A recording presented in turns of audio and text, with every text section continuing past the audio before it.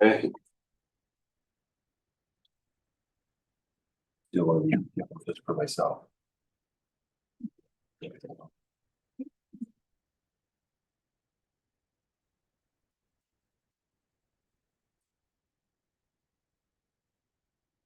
Hey, it's 9 o'clock. I call the meeting to order and acknowledge that the District of Tofino operates within the territory of the Tla-o-qui-aht First Nation,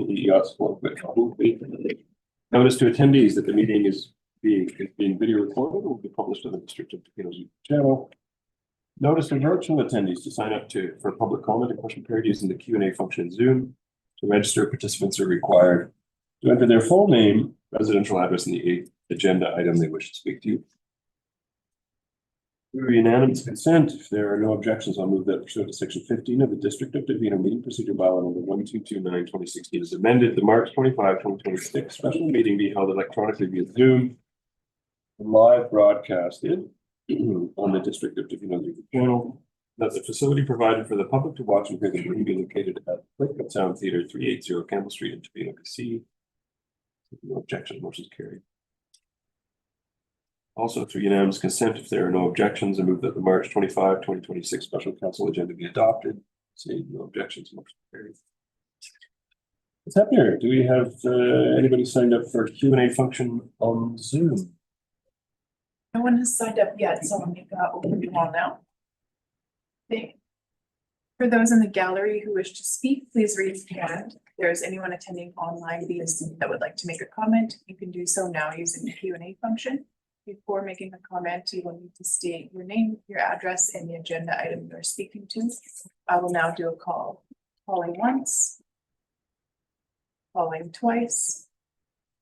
Calling 3 times. There are no comments at this time. You're welcome. Okay, thank you. Moving on to presentation reports. We have item 5.1, the draft financial plan.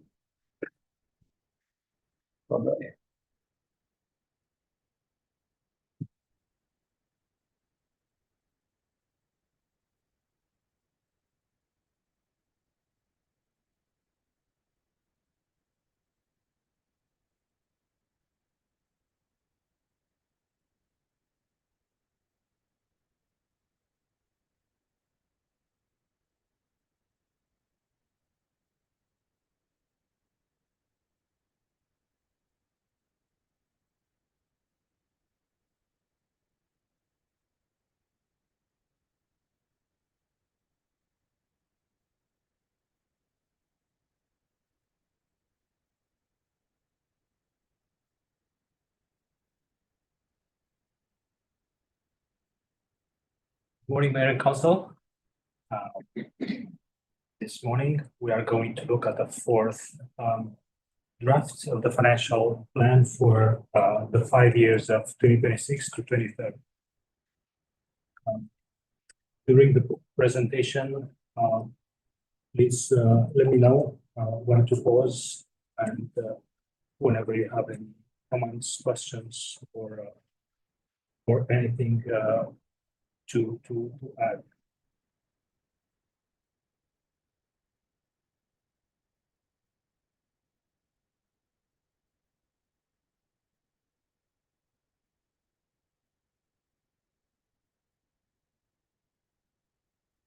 Oh, the dreaded pointer. Didn't we get a new one? We did.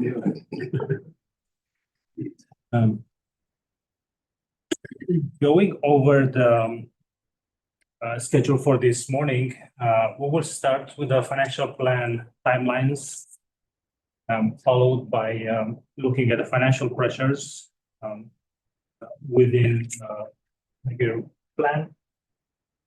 We're going to go over the financial plan overview, more specifically the changes since last draft,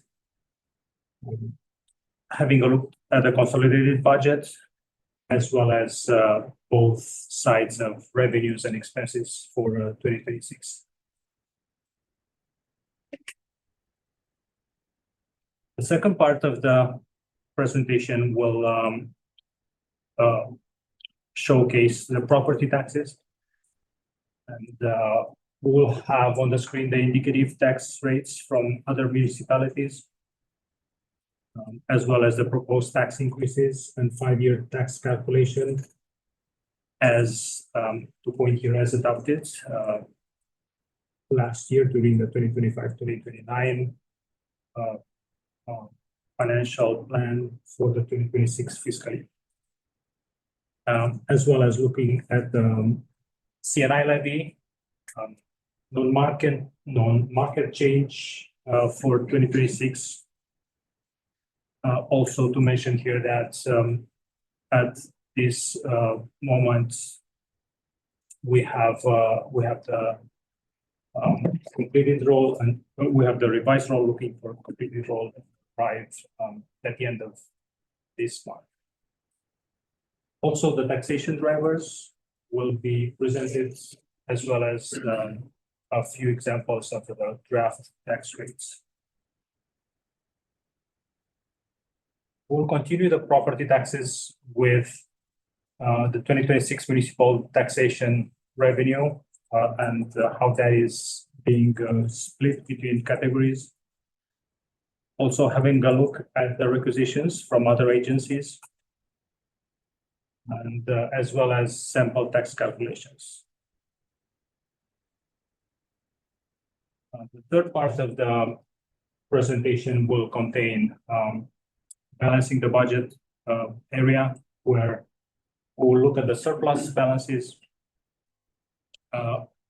also how balancing the budget, the overall options, and to look more specifically on specific options put in front of council on how the 2026-2030 and more specifically 2026 budget is going to be balanced. And we will end up with economic outlook and risks, as well as what items are still to arrive between now and the next, between now and the fourth draft of the budget. In terms of calendar, we had some couple of changes. At this morning, March 25th, we are at the third special budget meeting. What was introduced was a fourth budget meeting, which will take place on April 14th during a regular council meeting. And the financial plan bylaw and the tax rate bylaw was moved for first, second, and third reading in front of council for April 28th. And the adoption, it is scheduled in front of council for May 12th.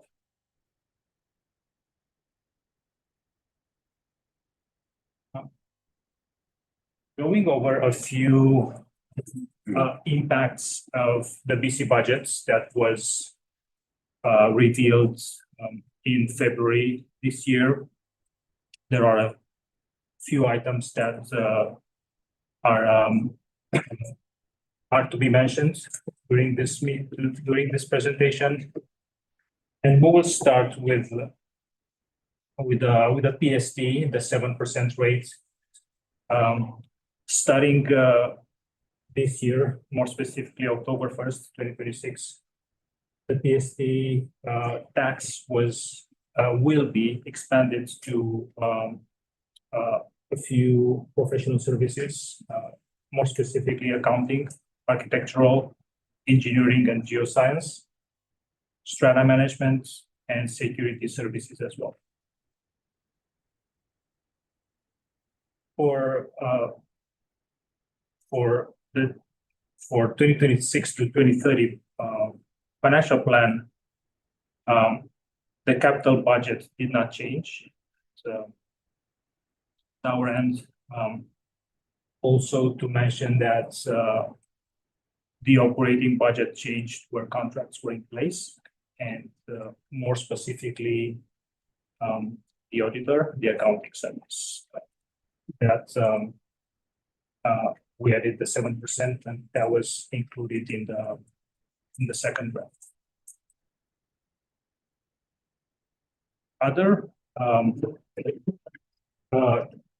other impacts meant to worth to be mentioned here is additional school tax rates that are increasing effective January 1st, 2027. And the residential assessed properties between 3 and 4 million, it moves from 0.02 to 0.03. And for the property assessed above 4 million, it moves from 0.04 to 0.06. And later in the presentation, I will have a slide with a bit of analysis on how that impacts.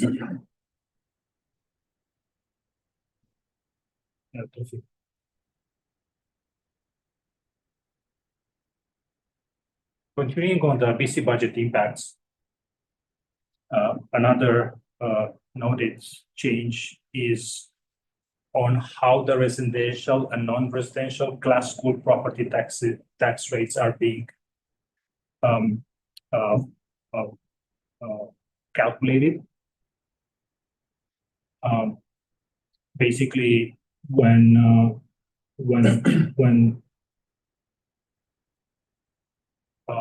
prior to 2026, the calculation was based on inflation, except new construction. And the decision of BC government was to change that starting effective 2026 to keep up with economic growth. And the change that government came up with is based on gross domestic product, and they are using a 3-year average to calculate. Another impact coming from the BC budget for 2026 is the property tax deferment program. Interest rate terms that were amended. Again, that is effective this year, 2026. And the interest rate increased from prime minus 2% simple interest. To note here that prime is 4.45 right now. And starting 2026, the rates will be calculated as prime plus 2% compounded.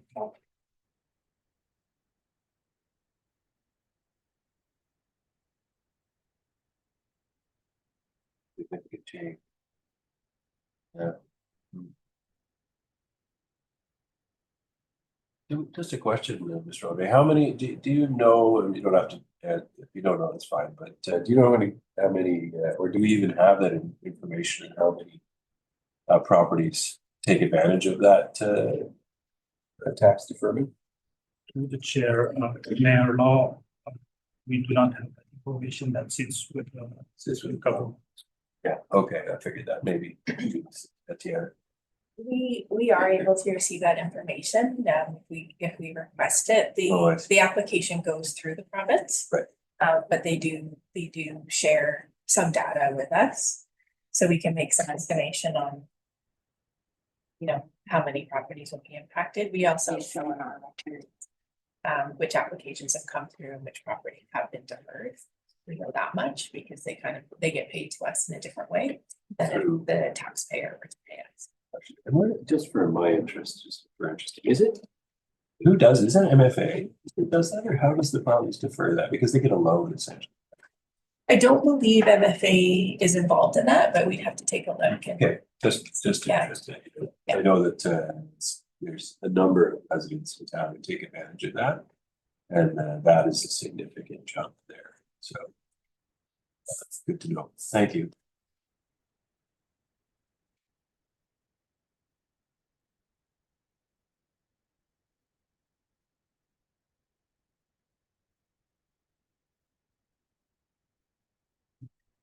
Continuing with impacts coming from the BC budgets in 2026.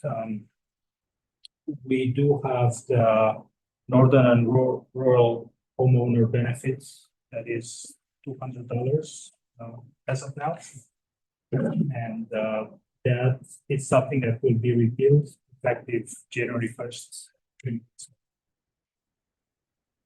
The benefit was introduced to offset the effects of consumer carbon tax, which tax has now been repealed. And to show an example, in 2026, the eligible homeowner grants is moving from 770 to 2027 value of 507.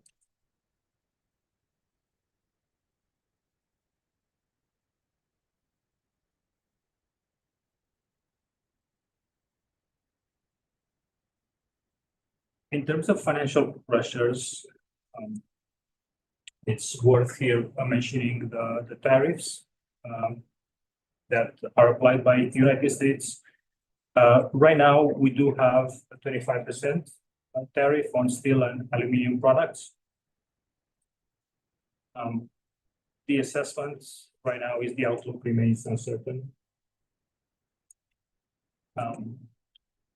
As a reminder that a task force report was brought in February 2025 in front of Council, and some of the conclusions coming out of that report is that the tariffs created high degree of unpredictability with no specific data that neither vendors would be able to provide us at that point. Some of the recommendations made at that time were increased contingency for 2025, increased capital project budgets based on individual project analysis, and as well as applying inflationary increases based on Bank of Canada projections. Didn't forget, Councillor Steer has a question. Thank you, through the chair. Just a quick question on when we looked at that increased capital project budgets based on individual project analysis with the information we had on that. Correct me if I'm wrong. Some of the requests for proposals have actually have come down in terms of those. Is that something that is accurate?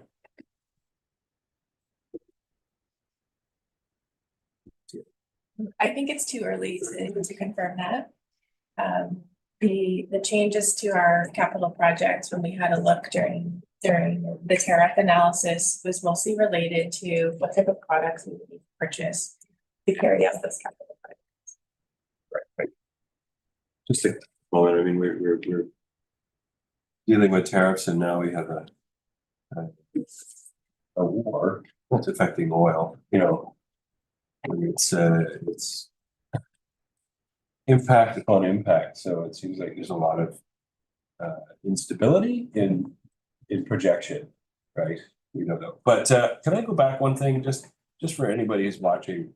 Because the homeowner grant, we talked about it last time, and it's a $200 loss essentially to homeowners who live in their home, rural homeowner benefit $200.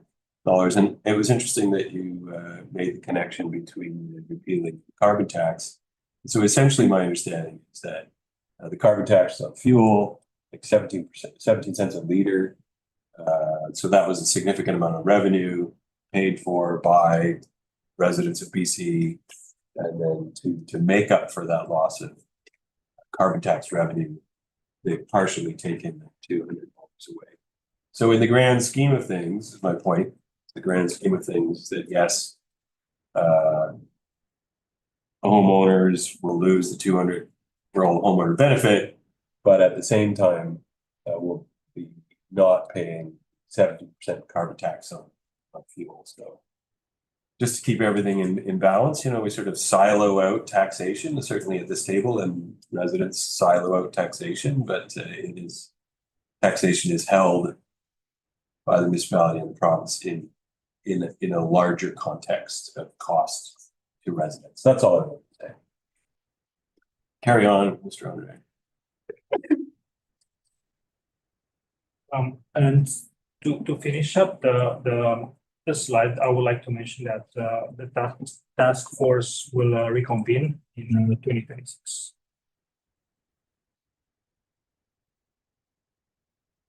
And now we're moving into the financial plan overview.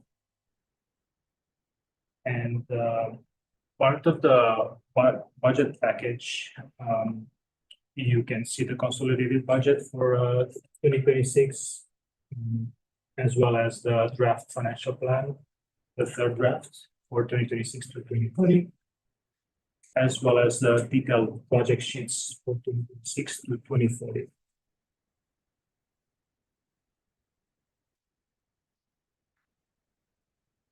Few things to consider in the financial plan for 2026 to 2030.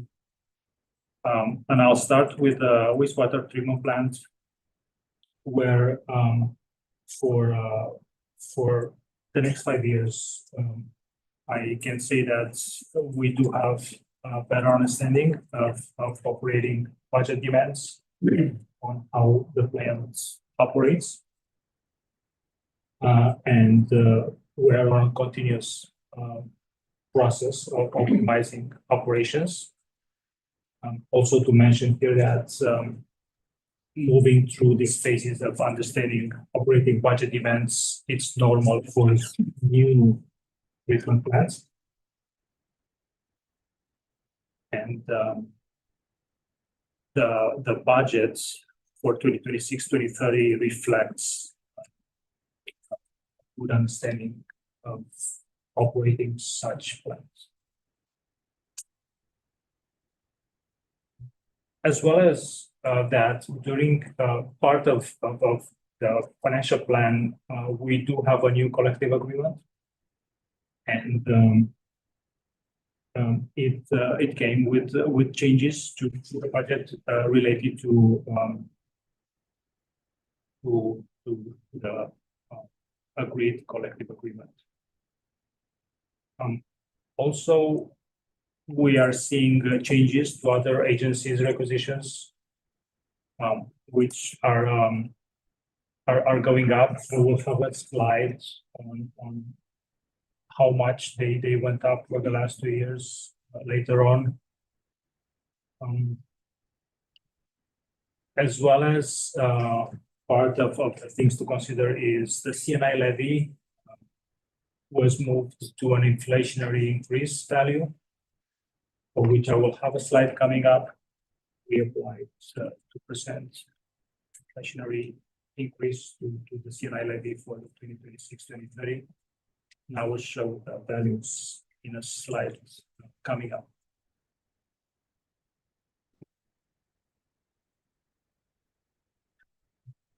Another group of things to consider for the financial plan 2026-2030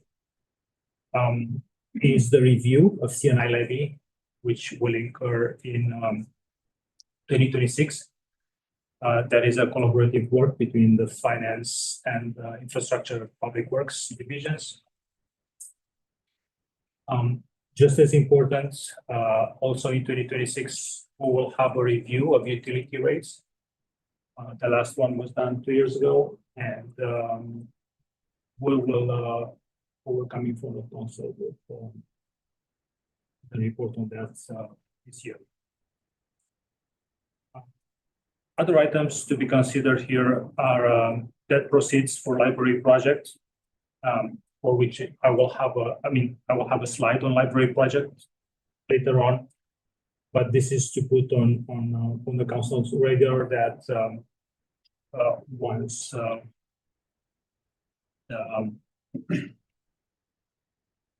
loan will be secured, then the debt proceeds will be part of the following years. Another item is the parking stall reserve repayment, for which I will have a slide next. That is a 442,000 value that was, we'll go to the next slide to explain it a bit better. That was related to a project for an upgrade at 4th and Campbell Street. Out of the funds used for the project, we had 292,000 used out of the parking stall reserve in 2013, and 150,000 in 2014 is phase 2. The reason we have to do pay back is that the parking stall reserve is created as a off-street parking, and the work on the 4th and Campbell Street was on the street, and the value has to return into the parking stall reserve, as noted as well in the financial statements notes of 2024. That value will come out of the pay parking revenue, and it has to come out of the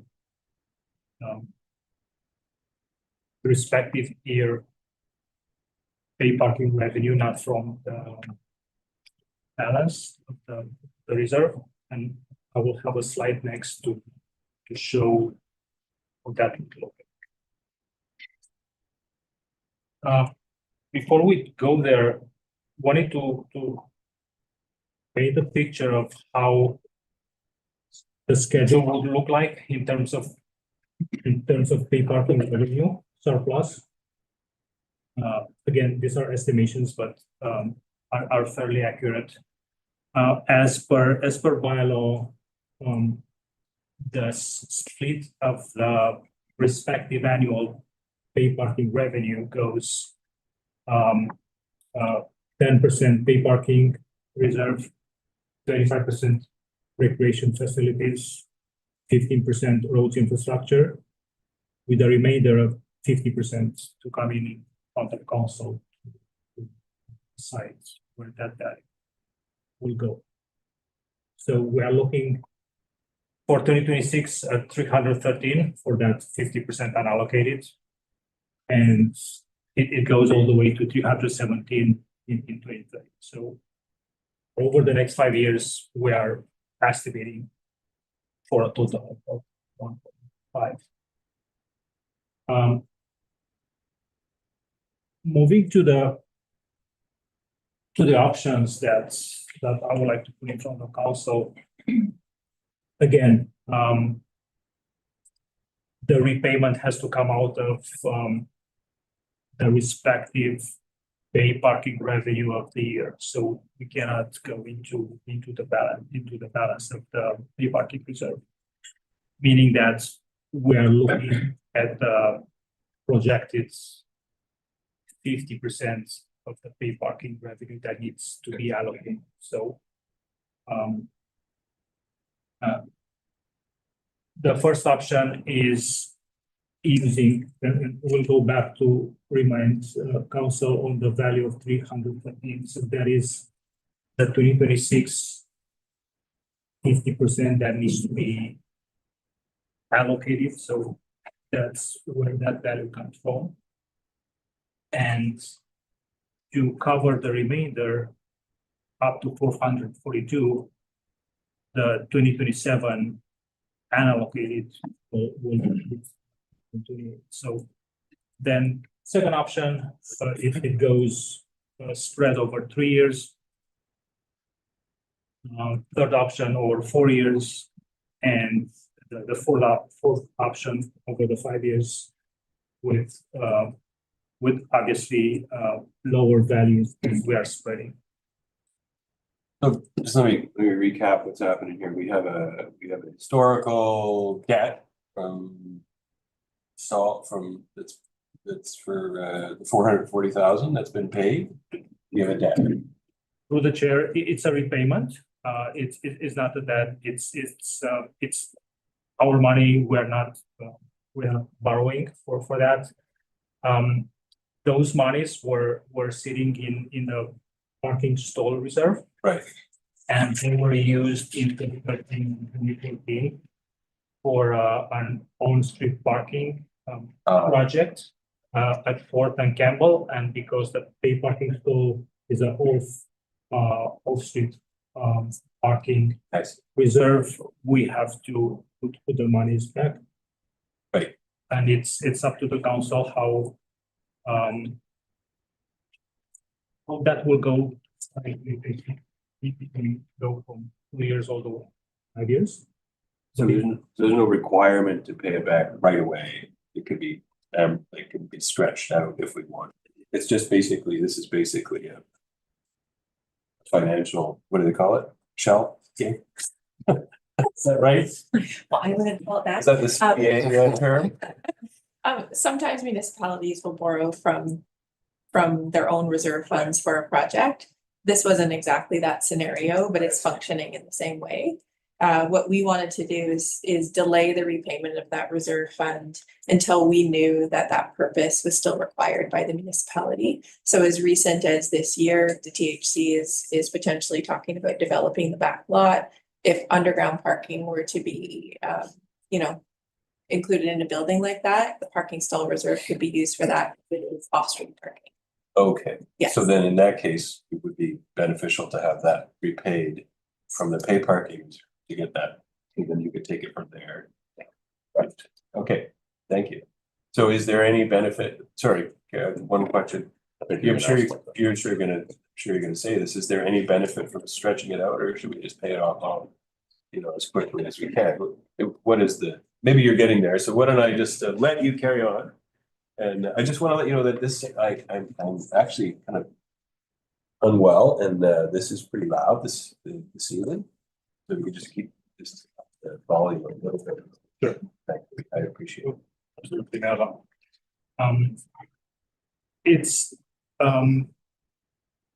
We are talking about the unallocated annual parking revenue, basically looking at the revenue that's coming up every year. It's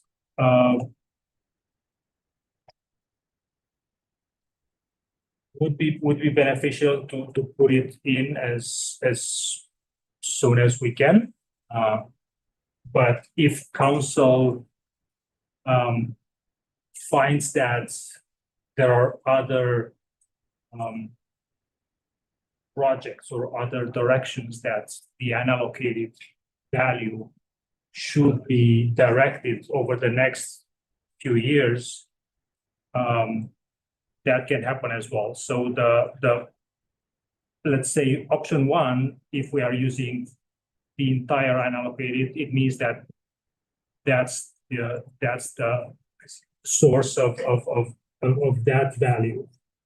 And as we go down into the options, it creates the ability for council to allocate to other can be one of the other reserves as shown before, and it's a matter of flexibility, I would say, of 2026 versus upcoming years.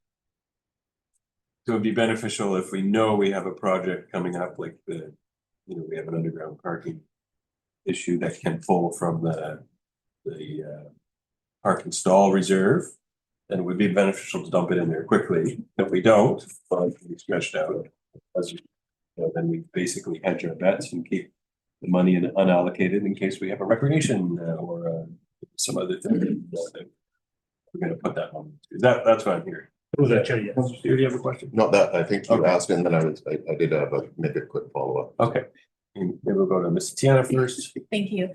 So the library project will be accessing some capital dollars from this. We do have enough for design, and that'll sort of come up later on in the presentation. There's two reserve funds we can draw from for that library project. One is the general pay parking reserve, and the other is the recreation facilities reserve. So I think we're we're okay in terms of the balance of those two reserve funds, from my understanding. Would that be correct? That is correct. Okay, so I think that if we transfer it all at once, we'll be okay for both projects. Okay, so there's no real pressing need. Okay, great, thank you. Councillor Steer? And through the chair, I don't know if this is the timing. Would you like us to have that discussion right now about which option would be that council would see moving forward, or should we wait till the end of presentation? If through the chair, Councillor Steer, would be beneficial to have that conversation now.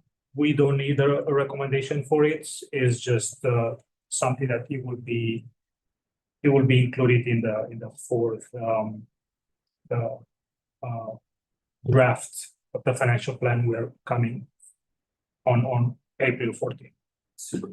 Councillor Sloan? My question was just, depending on what we do both situations collect interest or neither? Neither? There is, I stand corrected, we do have interest gain into the pay parking, In the reserve? and yes, I have to go back on the fact that there is interest or not into the parking stall reserve. Yeah, I can help with that. Just going back to the previous question, we will require a council motion because that's just going to solidify our repayment plan.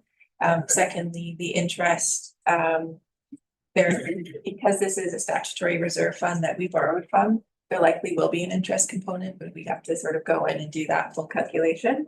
So these aren't exact numbers that we'll likely do. I think generally if council wants to repay this in 2 years, the flexibility piece may be the requirement to repay with interest, since the funds were borrowed from that reserve fund. The parking stall or all the paid parking reserves are invested and they're all collecting interest still.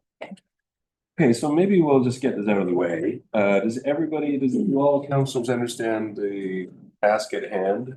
This is using the unallocated paid parking reserve from 2026 onward to pay off the parking stall reserve self-loan sooner or later. Everybody got that? Councillor Anderson, would you like to start off? Would you prefer to pay off the parking stall reserve sooner? I'd like to get it paid as quickly as possible. Okay, so I think this is option one. Councillor Sloman. Yeah, I think I'd prefer to pay it off. Councillor Steer? Same. Okay, let's have a motion. We'll move that from the chair that the parking stall reserve repayment option one be pursued and included in draft for financial. Sorry. Second by Councillor Steer, all in favor? None opposed, motion carried. Excellent.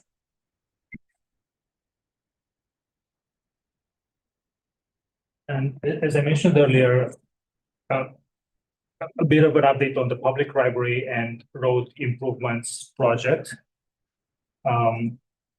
As of now, the planning activities for the project started and progressing, as well as the timeline for the construction was set as a 2026 to 2027 timeline. Is that this slide here? Or is it full slide?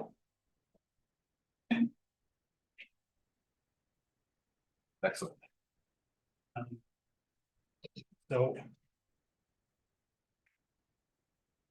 So the public library and road improvements project has a couple of updates. The planning activities already started right now. The construction timeline set for the project is 2026 to 2027. And the preliminary funding established as of now, it has the pay parking revenue at 107,000. Vancouver Island Regional Library has a funding of 75,000. And at this point, a value that still to be determined, as we are still in the early stages, is the capital funding which right now sits at 1 million for 2026, and the remaining of 4 million for 2027 budget. So just a question on that one. So the total budget for this project is 5,182,000. Is that what I'm getting? Is that what I'm getting? About? Yeah, through the chair, that would be the total budget at this time. Through, just to help support with clarification, through use of the early budget approval, staff will be working with architect to complete a design and then be able to further inform the remaining 5 million that's allocated for construction. And then that'll, once there's more certainty in what that budget is, that'll allow staff to identify what the funding sources will be. Super. So we can get grants, we can pull from pay parking streams, no problem. So we've got lots of options. Great, going forward. So we'll see that. This isn't the complete picture. We'll see that move on in 2027 or 2026 when we see that project built out. Excellent. That's correct. Love it.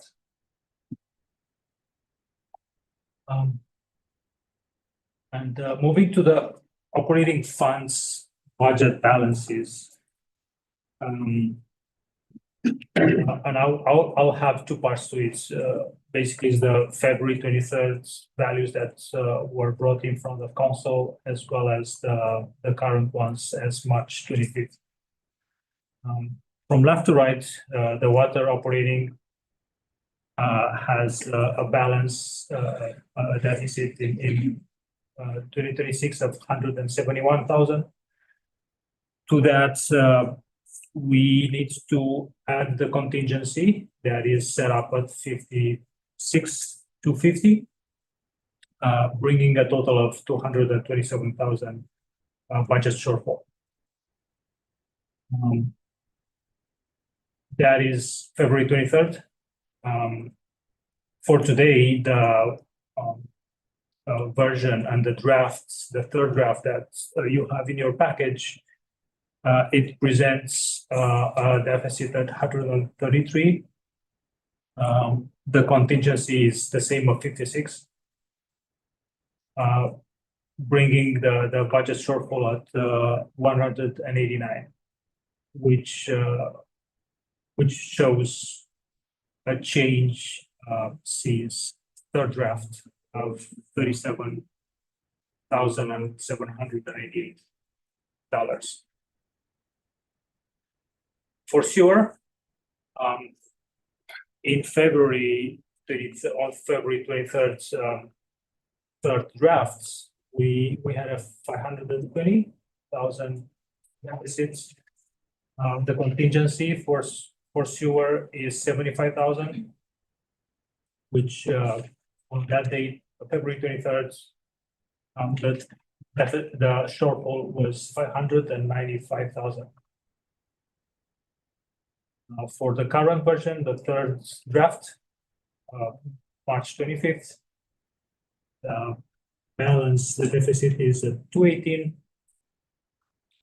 adding the same 75,000 contingency, which presents a budget shortfall of 293,000. And that amounts to a change between second draft and third draft of $301,000.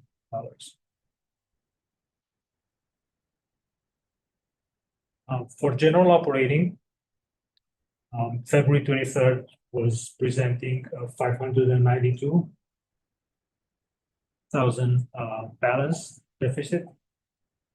To that, we add the contingency of 180 for a budget shortfall of 772,000. In the current and third draft, we are showing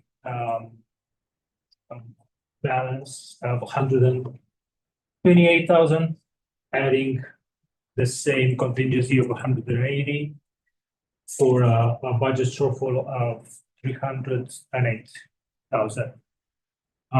I circled that because that would be the value that we're looking on balancing balancing the budgets, and that will be brought in later into the presentation. Also for general operating, we do have the reassignments, the projects that for which values we taxed in 2025. So that amounts to 191,000. And that brings the changes since February 23rd. That's $272,000. And I will have in the next slides the areas that created the change, but I would like to take this moment to appreciate the hard work that all the divisions made to create this reduction in the budget for moving 272,000 lower than second draft. Tatiana? Thank you. Liviu, can you just clarify where that reassigned value is sitting? Is it embedded in the budget shortfall of 308, or does it come off? It's come off of that. So I have the consolidated slide coming up where it kind of shows that it's kind of basically reducing the expenses for 2026, which means the taxation is less. So just for council's clarity, I just want to emphasize that 308,267 is the balancing number. The reassignments from prior year's taxation are included in that. They weren't even factored into that number. So the 308 is what we would be looking for to balance the financial plan. So making up 308 for the general operating shortfall. Okay. So, okay. Councilor Steele? Yeah, through the chair, and maybe it's going to get answered because I heard you say you're going to have the consolidated revenue, because I'm looking and I have it in front of me, and the difference still states 308,267, which corresponds with the budget shortfall on March 2025. Thank you. So it starts out at 772 in February. Everybody went to work, dropped it down to 308 for a reduction of 272,000. That's the reduced part. That's what people took off. Staff went back and worked on. Okay, and then the reassigned projects tax is kind of thrown in there somehow. Okay. Through the chair, to mention that the difference between 772 and 308 is created by the two values shown below, the reassignments and the savings. So that's basically what creates the drop from 772 to 308. Oh yeah, okay, there it is. Yeah, great, thanks. Got it. Math. Okay. And going a bit more in detail over the changes, reductions in between the second and third draft. In the general fund, we had an array of savings coming from council advocacy, 5,000 professional services, which it's coming from all divisions. We had changes, adjustments on the travel, PD, and training. The lines highlighted in a lighter color are changes to other funding sources. And to be more specific, improvements for public works are being funded by CNI levy, and the 2030 roadmap is by LGCAP. And the lines highlighted in a darker color are projects being deferred to following years. To be more specific, 2027. This is the storm and crisis comms workshop. And between the divisions, again, we were able to bring savings of 272,000. It's a quick question. So just the top one, council advocacy. So what I'm saying is that staff have removed $5,000 from council advocacy as a savings. That was based on the previous expenses that's had incurred with that specific budget item. The annual expenses were below $1,000.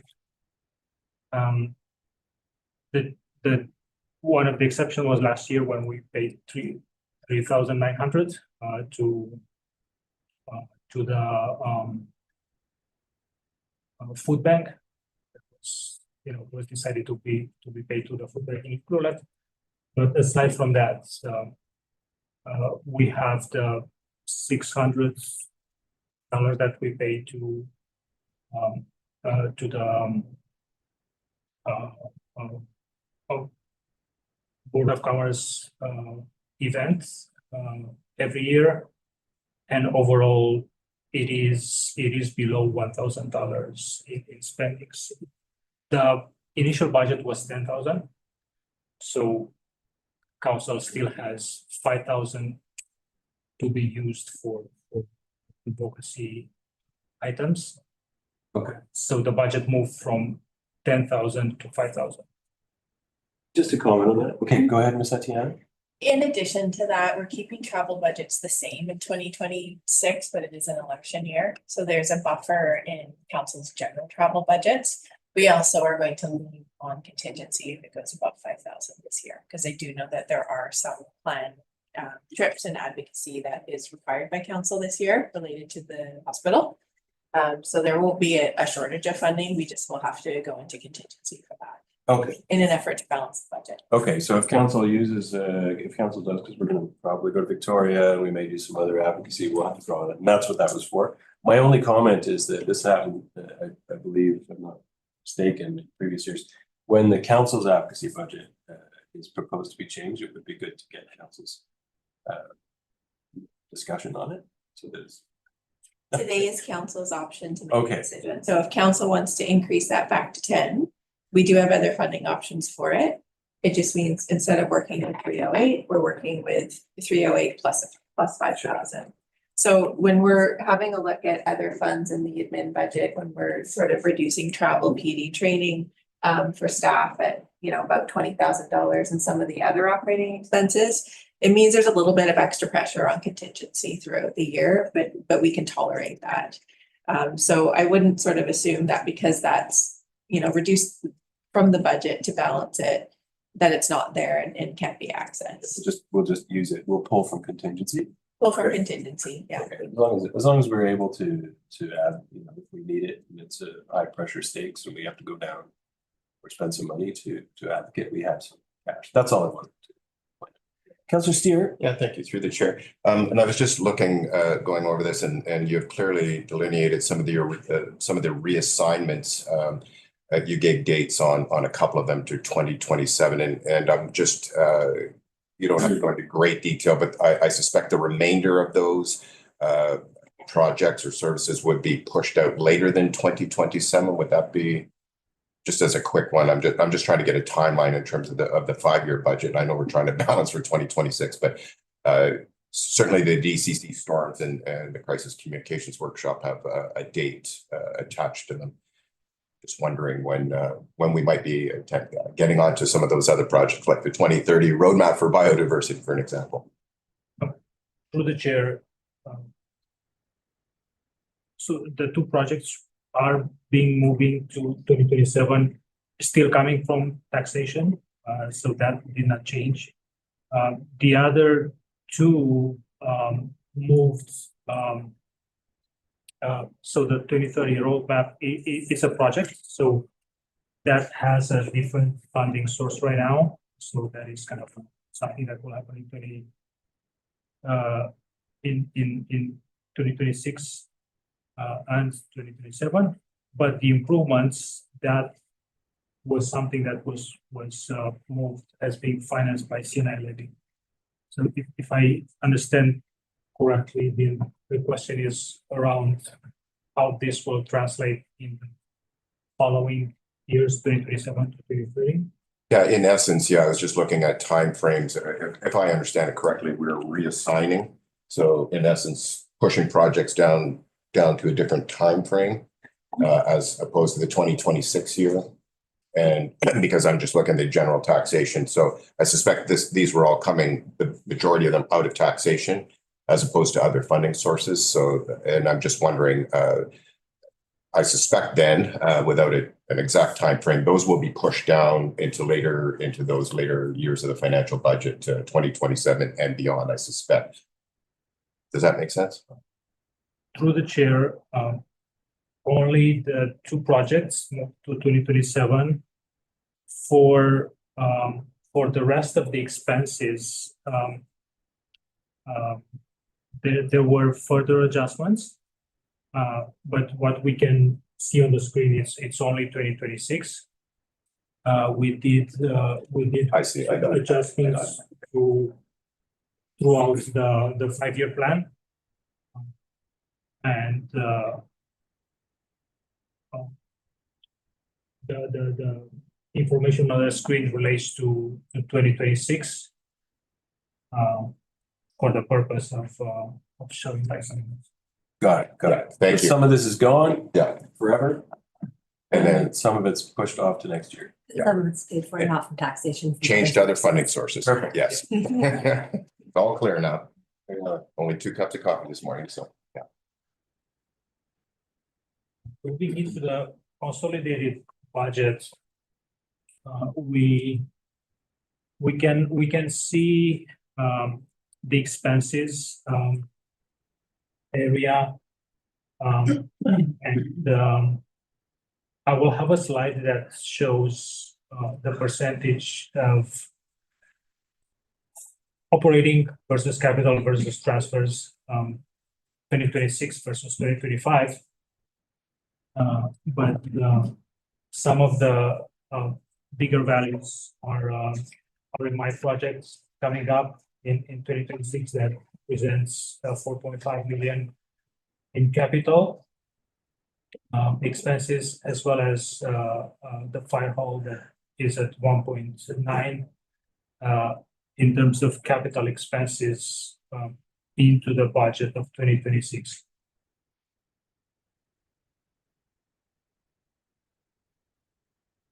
For the revenue side of the budget of 2026, we can see that, and again, I will have a slide on showing how that fares against 2025. But again, the same side, the other side of the fire services, we do have the 1.5 in grants for the fire hall project. Again, the RMI matching the revenue for the reserves for that expense, and the taxation, the user fee and charges, which includes parking at 1.1 for 2026, with a taxation column presenting a shortfall versus between the 2026 draft budget versus the 2026 adopted taxation values from last year. It presents a 308,000 shortfall into the 2026 budget.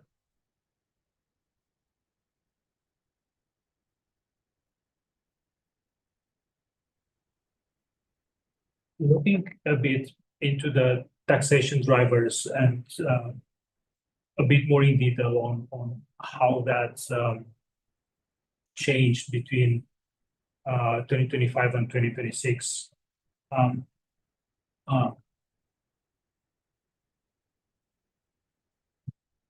The fourth column should say taxation draft 2026 instead of 20. So on the left-hand side, we start with a draft that was brought at that point in time last year, and it presented a 5.674.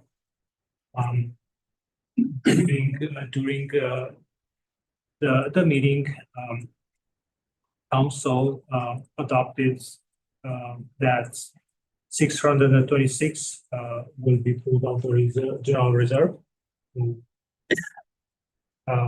cover the deficit. And based on that decision, the taxation adopted for 2025 bottom line is 5,047,000. And looking at the fourth column, which again should say taxation draft 2026, it's at 5.694. On the fifth column, what I'm showing is a variance, and basically that is the variance between the taxation draft for 2026 and the taxation draft for 2025. So basically, it's the first column versus the fourth column. And also to note here that Mr. Andrei, I'm sorry to interrupt you. I've got a question of privilege here, just a point of privilege. So I have to call it just a couple minute break. Just so let's sorry to cut you off there. Yeah. Maybe we can carry on just a second.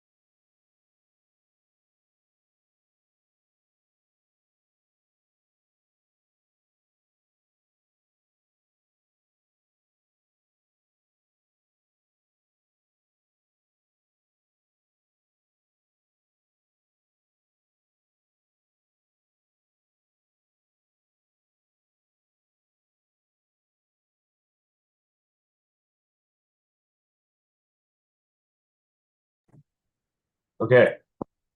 We're reconvening, and I just want to acknowledge Councillor Sawyer up there on the screen. We see you. We can now see you. Go ahead, Mr. Andrei.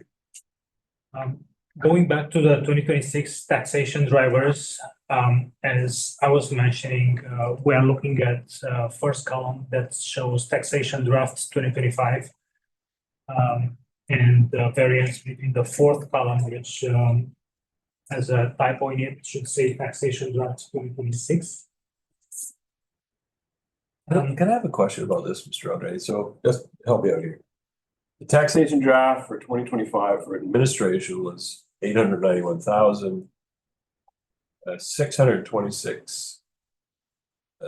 General reserve value adopted to balance. That was what we pulled out of reserves to balance that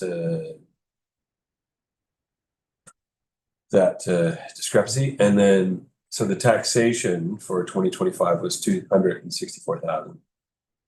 Now we're looking at 2026, a taxation draft of 821,000. Through the chair, that is correct. And wanted to show the steps on how the 891 came about and how the 264,000 came about. Also would like to add that the administration line and group of expenses has a multitude of administration expenses coming from wages and general admin expenses, and the revenue side of administration area is mostly coming from the 1% of utility revenue that comes into the admin. So what I'm trying to get to, and also the IT expenses are part of that.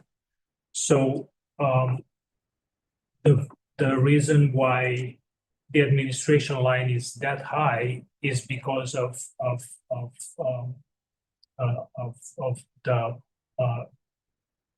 limited revenue that goes against the expenses into the admin. Hence, the value of 626 that was adopted last year, it goes against that line. But that is not to say that the admin area is the culprit in the Gotcha. in not making the budgets. I understand. It just looks like it on, but it's not. So. Maybe a question. Well, I feel like I'm talking a lot, but just generally speaking, I mean, if year after year the operating expenses are exceeding taxation, we're pulling from reserves. You know, it seems like we pull from reserves for operating.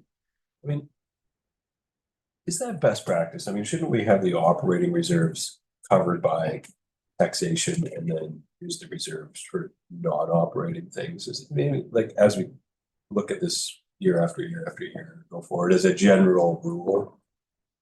Was that So if council continues to draw from the general surplus reserve at the rate that council did last year, which I'll remind, you know, because this is a public meeting, that's not common. Last year we did that, and that high value is not the typical value that we'll draw from reserves. If we continue to do it at that rate, it's not sustainable. It is not best practice. So ideally we're taxing for the operating budget that we have. What this slide demonstrates really well is the change in terms of what the pressure is on taxation is not that significant. The budget this year is very similar to last year's budget at, you know, with a change of $20,000 at the end there. So I think you know, we're down to a difference of 308,000. We did a significant amount of work in reducing budgets in particular areas, and it's not included in this year's financial plan, and we can live without those expenditures. So I think to make sure we're moving forward in a sustainable way when we get to the point of talking about what the tax increase should be this year, is keep that in mind when you're looking at how much more or what to tax this year. Keep it at the 6% or cover off some of that 308 deficit to create a more sustainable path. and rely less on reserve funds from year to year. So basically, we dug pretty deeply into reserve last year, which kind of gives us a bit of a, maybe not a fair comment on last year's taxation, because we pulled into that reserve, and now we have to build ourselves out of that, because that is not a sustainable practice in the long term. So just thought I'd clarify that. Thanks. Councillor Steer? And maybe I'll just further comment on that, because I think it's important to recognize why we did that, pulling from those reserves in that way. And then this year, staff have made a very concerted effort to look at those areas where we can reduce expenditures. And I think it's also important to look at where our big expenditures do come from and where there is room within there to do that. So that might be a conversation that's going to come up later on in terms of ways that we can reduce those expenses and not incur a raise in taxes specifically. We're probably going to have to do that without question, but I do think it's important to make sure we understand clearly why we drew significantly from that reserve last year. We know it's not sustainable. I think everybody understands that, but it is important that we go back and really look hard at those areas that we can reduce expenditures. I think it's our responsibility to do that to the taxpayer for sure. One final comment on the use of, or how general surplus is created, is that it's really difficult to budget from year to year what your actual revenues will be from your own source revenues, as well as what the exact actual expenditure should be. So it is typical to have a surplus from year to year. So there is some flexibility there, and you can still use general surplus to balance, but you just have to find the right balance, I guess, in terms of tax increases and leading up. I mean, I guess that's the point. I mean, for our benefit and anybody listening's benefit is that it's a good cautious approach, and that's why we get surpluses. And so it's all rolled into one package, which is responsible finances really. But I do want to point out, we run a daycare that's tremendous. It keeps our town running. And look at the taxation 2025 and the taxation draft 2026. I mean, it's just a fantastic service. And we know it takes administration. So there, that's rolled up into that. And one of the comments that council's really worked on, one of the issues is recreation. And look at that recreation. That is a remarkably low amount of money to spend on recreation for what the team is providing. So, just a couple things in there. It's just fantastic work. Obviously. And those are just two picked out because I like to pick those out, but there's lots on there to be proud of. Thanks. I would like to bring on the screen right now the utility charges revenue and have a bit of a look on how that changed since last year. So we do have the water charges and we do have the sewer charges. The first top part relates to the water charges, and from left to right, we can see the budget for 2025 of $1.1 coming from utility charges. The actuals in 2025 was higher, was at 1.2, 9.3 increase versus the budget value. The draft that was brought in front of council on February 23rd was showing at 1.245. Water charge revenue, a very small 0.4 increase. What we did between February 23rd and today had a closer look on how that value is being constructed, and also consumption trends as well. And the decision was to increase that at 1.3, which shows a 4.6 increase versus the 2025 actuals. And the change is in the amount of 167 between actual and the draft. For sewer, we started as a budget of 1.6 in 2025. The actual collected in 2025 was higher at 1.8, showing a 11% increase versus the budgeted value.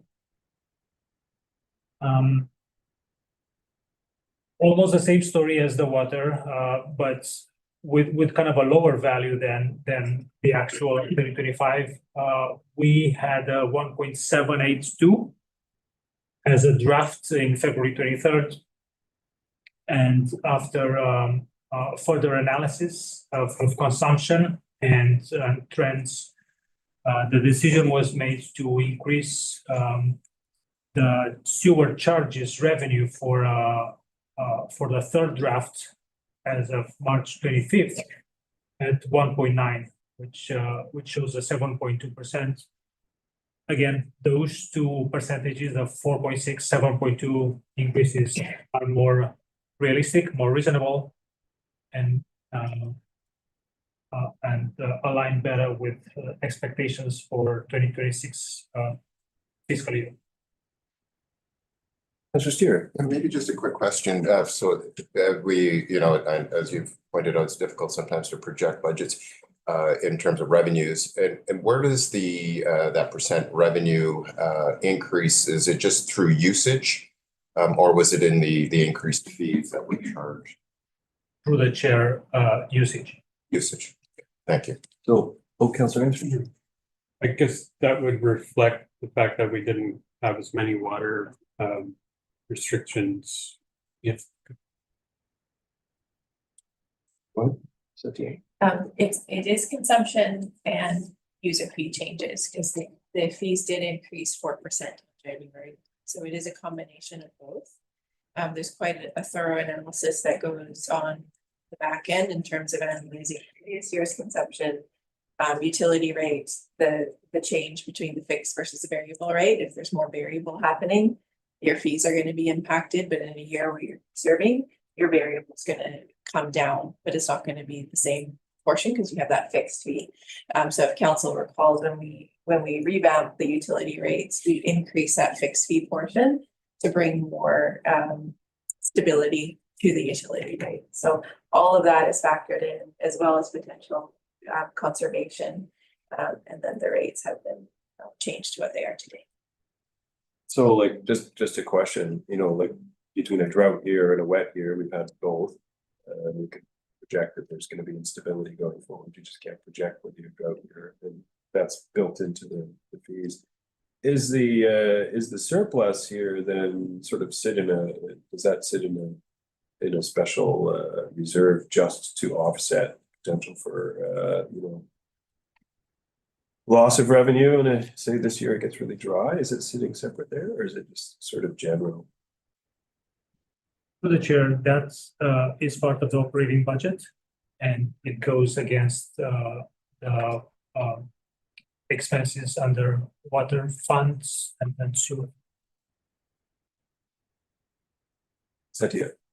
Yeah, so if there's a surplus from one year to the next, it goes into a sewer working capital reserve and a water working capital reserve. Okay. So we can lean on those reserve funds if we have an extraordinary year as well. So we can set us capital with that. That's what I thought. So just carry on, Mr. Andrei. That is coming up as well.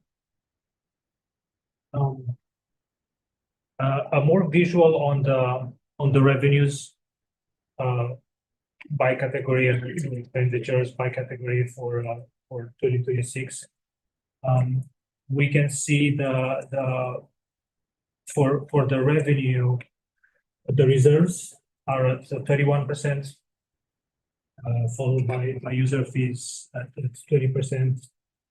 Again, I will have upcoming slides showing the difference between 2025 and 2026, and where some of the categories shifted in terms of percentages. And going down the line, grants at 12, contributions at 10.6, and CNI levy at 6.3.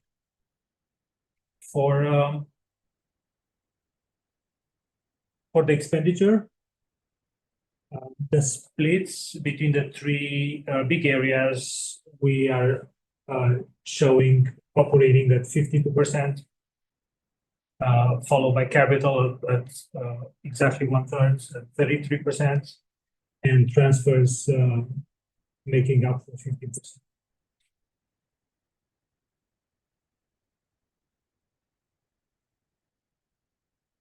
So as I mentioned, 2025 versus 2026, what we can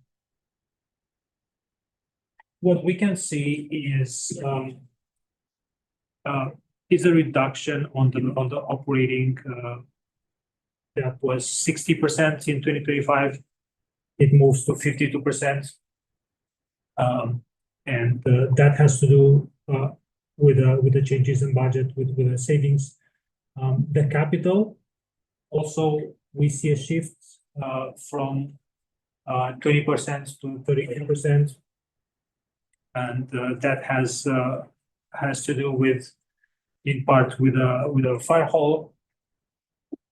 In terms of transfers, it's fairly close. It's a move from 30% to 15%.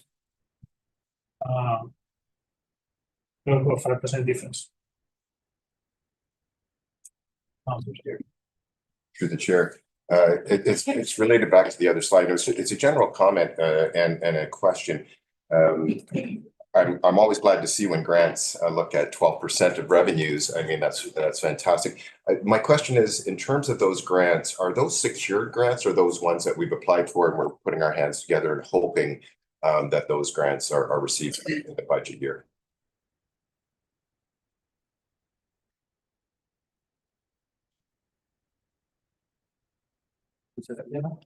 Yeah, so it will be a combination of them. We are still waiting for confirmation on the fire hall grant. And that's, yeah, I think that's one of our larger capital projects in the budget, as well as the library.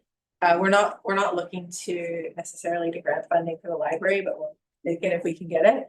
But in terms of all the grant funds, if we just go back one slide, I just want to see the proportion of grants in there. So at 12% sitting there, it's difficult to say what percentage of that is confirmed and not confirmed, but yeah, the fire hall is sort of the one that stands out in my mind. The smaller operational grants, we have a fairly good sense of what we're going to get. But what I understand is some of those grants we used to get through UBCM, I believe, for the fire hall as well as emergency are not necessarily coming through this year due to being oversubscribed.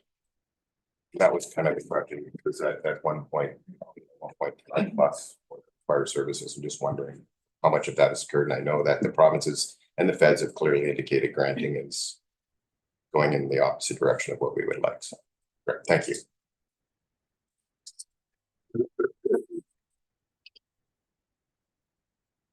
As for the revenues, when we are looking to 2025 versus 2026, we see again a shift for reserves that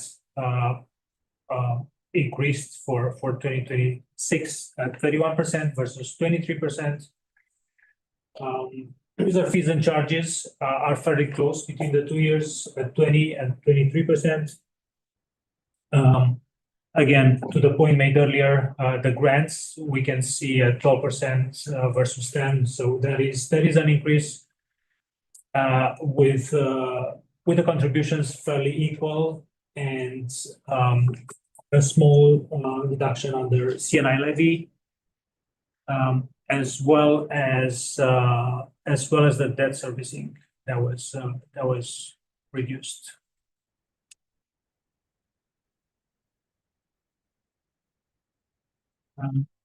Moving into the second part of the presentation, where we are going to look at property taxes.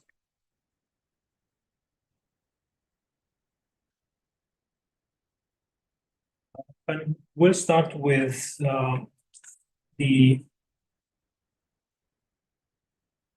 indicative tax rates from other municipalities. The values that we collected are the two groups of island municipalities and RMI municipalities. We can see a range for the island municipalities between 2.7 and 6.82. We are talking about 2026 taxation year. The average at 4.94 for similar RMI municipalities. The range is between 2 and 6.9, and with an average of 5.03, again for the same 2026 fiscal year. Mr. Andrei, that's just municipal taxes, not the total tax. That's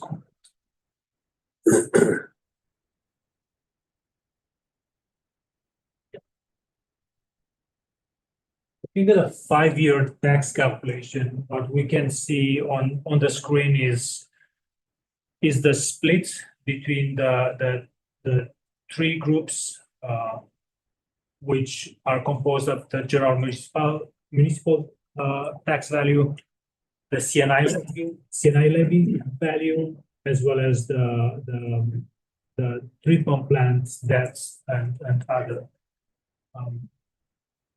The majority of that is composed of the municipal tax, with followed by CNI levy, with the debts being at a small value for the fiscal plan 2026 to 2030.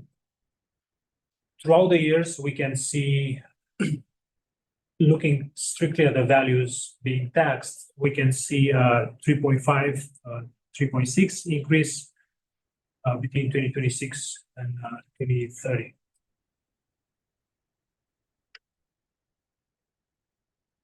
As I mentioned earlier, the capital and infrastructure levy, we did have a 2% inflationary increase being applied to the 26 to 2030 financial plan. And I had as well the 2025 value as a reference of 1.9. And for the 2026, we move at 1.945. And moving forwards again is the 2% being applied each year as inflationary increase throughout the financial plan. Also on the screen, we can see the current allocation percentages that we use between the asset categories. The bigger one being roads and sidewalks, followed by water, with kind of the smaller percentages going to parking lots and sewer.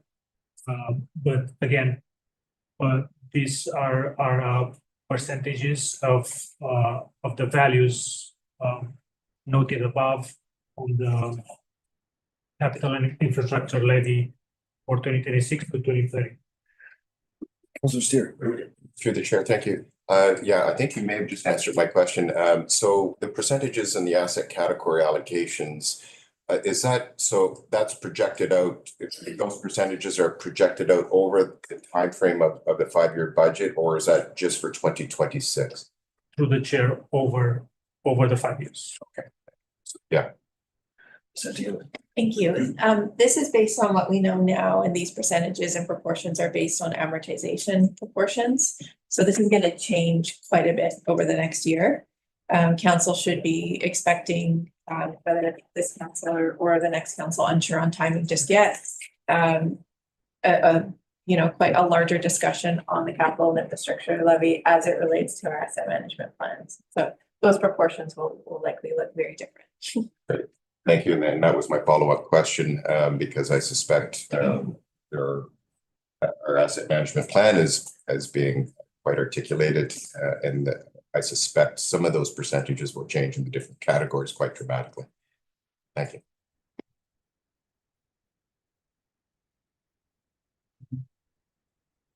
Looking at the comparison in assessments between 2025 and 2026, we have at this point the completed roll with the revised one for 2026 for coming up at the end of this month. And on the screen, we have the revised roll for 2025 assessment. The difference mostly sits with residential and business and other. The percentage is 1% for indifference in increases for values and the residential, whereas the business is showing almost 4% value increase between the revised and current completed roll. Overall, we see 1.64% increase throughout the total of the 5 property classes between 2025 and 2026.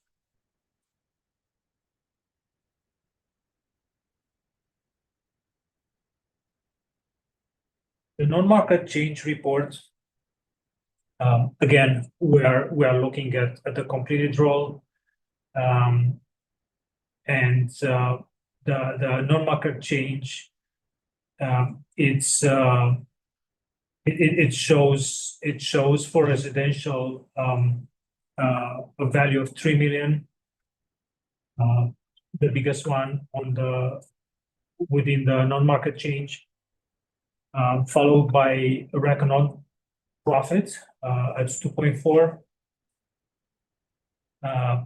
and the difference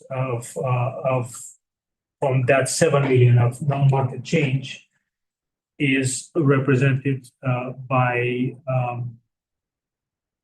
market growth. So that's kind of the value that shows the value increases into those. Question, Mr. Liviu, where did that increase in recreation nonprofit come from? Where's that value increase from?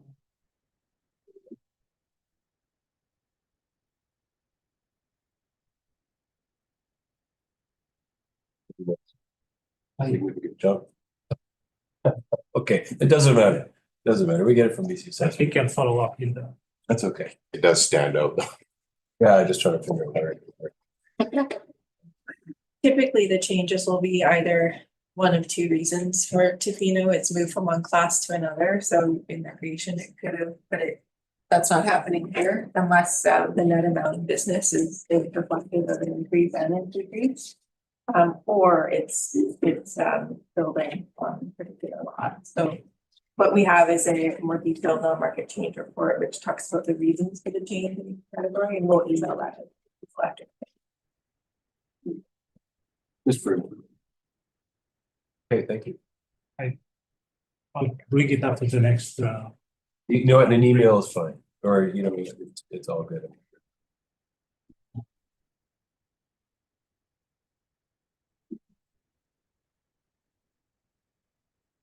And to bring in front of the council the current draft tax rates, again, these are the rates calculated based on the adopted 2025 to 2029 financial plan from last year, and these are the rates for the 2026 fiscal year, and they relate to the adopted 6% increase into the 2026 as the drafted values.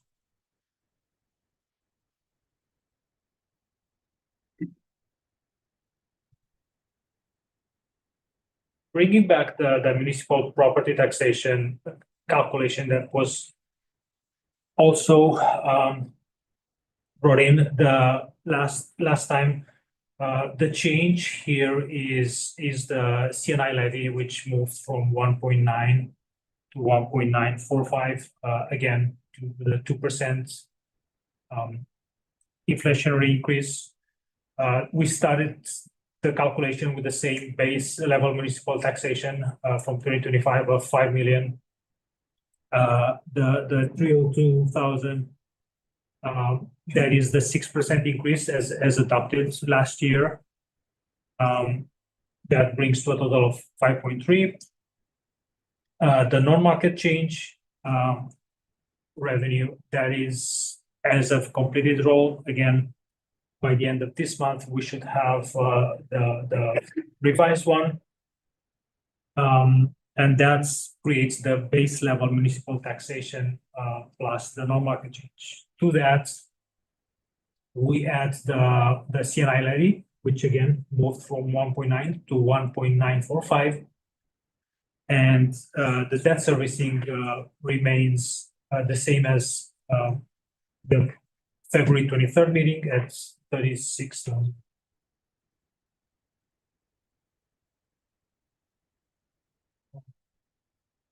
Looking at the municipal taxation by class, we can see that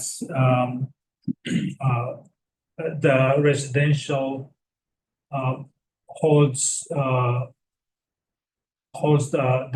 highest percentage of 79%. The occurrences relates to the number of times the folio is taxed in that class. And on the column on the far right is the breakdown of the municipal taxes by the property class. And that includes, as shown in the previous slide, the debt and the CNI levy.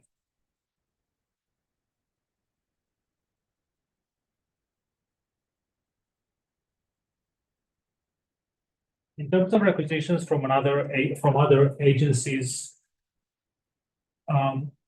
we can acknowledge some increases, and I do have here the 2024 and 2025, as well as 2026. We might have some changes on the 2026 values, as some of the requisitions are still to arrive, and that will be part of the fourth draft that will be brought in front of council on April 14. But looking at the information that we have right now for 2026, I'll start with the increases between 2024 and 2025, as this information was not brought in last year. We see an increase on the regional library tax at 14% between 2024 and 2025. As well as ACRD had almost 10% increase in their requisition. And two other meaningful ones are the school tax non-residential class, and also the additional school tax of a 10 and 20% increase, that's relating more on the change in value of properties. Between 2025 and 2026, the increase is not as evident. We see the bigger one for regional library at 5.5%, and also ACRD is maintaining an increase between 9 and 10%, which will be a 9.2% increase for 2026 from last year, with the rest within inflationary rates values of between 1.5 and 2.1%. Mr. Steer has a question. Yeah, thank you, through Chair. Comment in this case, just to give context to council here for the increase in the ACRD. Almost the vast majority of that is related to the transit service that we have approved, and as BC Transit is now a contributor to that, but it is the vast majority of that increase over those year cycles is almost directly related to the transit increases.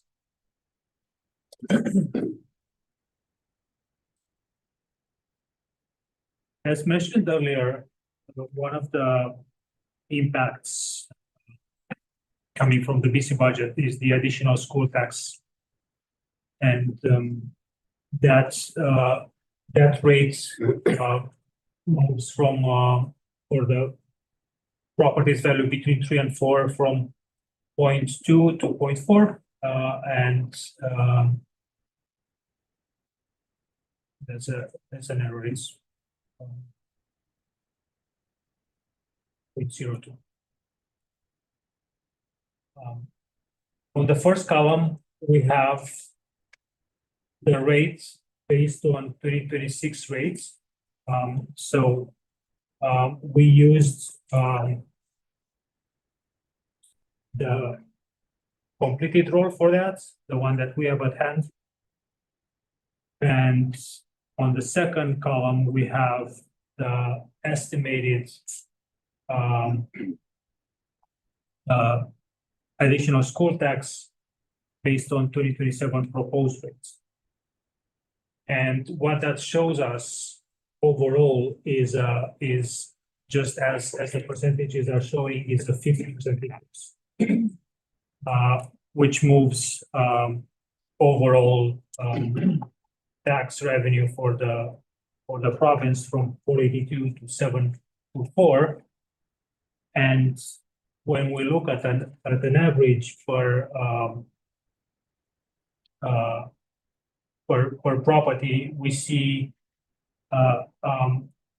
for the properties, again, as per completed roll in 2026, we see 103 counts of properties, and that shows an average of 1,454 for the 2026 rates. And as the additional school tax changes in 2027, that increases by it moves to 2.1 in 2027, and for the properties valued above 4 million, that changes from 649,000 to 10,000 as an estimated 2027 proposed rate. Here, just a comment here. Once again, this is indicative of the challenges faced in Tofino in terms of our high property values. And yes, people will say that's equity, but at the same time, there are many people that have reached out. And I know this isn't municipal, this is a provincial, but it's all cumulative. And there are many people that have spoken to me that have these challenges with the increase in this additional school tax, as an example, for the over 3 million and over 4 million. People will say, well, those are people who must have money then because they have expensive properties. That's not generally the case. Many people have lived here for a long time that have properties are now seeing substantial increases into their property taxes based on the fact that we have these increased assessed values. And I know it's outside of our municipal control, but it's something to be aware of when we have the overall conversations around taxation. Just had to say that because it just literally yesterday was another conversation around this. For council's information and for staff as well. The equity trap. The equity trap. Bless it. Yes. Okay, carry on, Mr.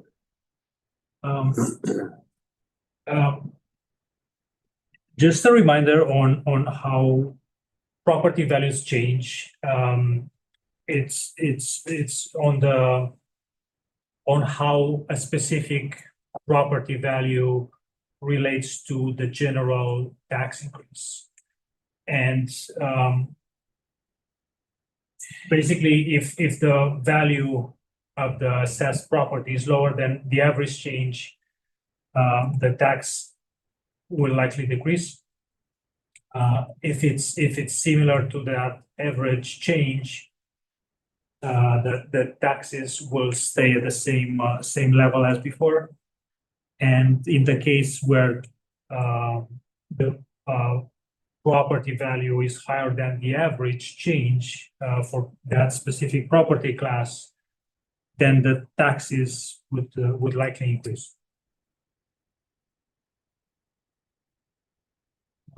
And I put together a few sample tax calculations for residential as well as for business. And what we can see on the screen, it's based on the 6% increase that was adopted in the 2025 to 2029 financial plan for the 2026 fiscal year. In case of the two properties on the screen, we see a reduction in the first case in the value that resulted in a reduction in the municipal tax to be paid. On the other case, we see a very small increase, but that resulted in almost a wash with a very small decrease of $4. Two other examples for residential that are kind of making the grades is showing an assessment increase of 3.3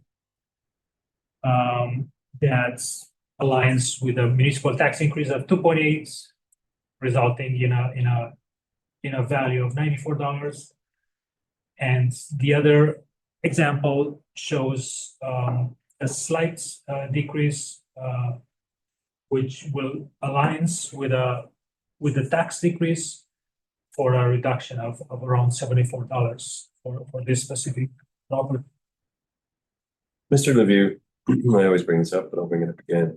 If you adjust for inflation, those numbers are different again. So an increase of $94, you would really, adjusted for inflation, looks like an increase of $40.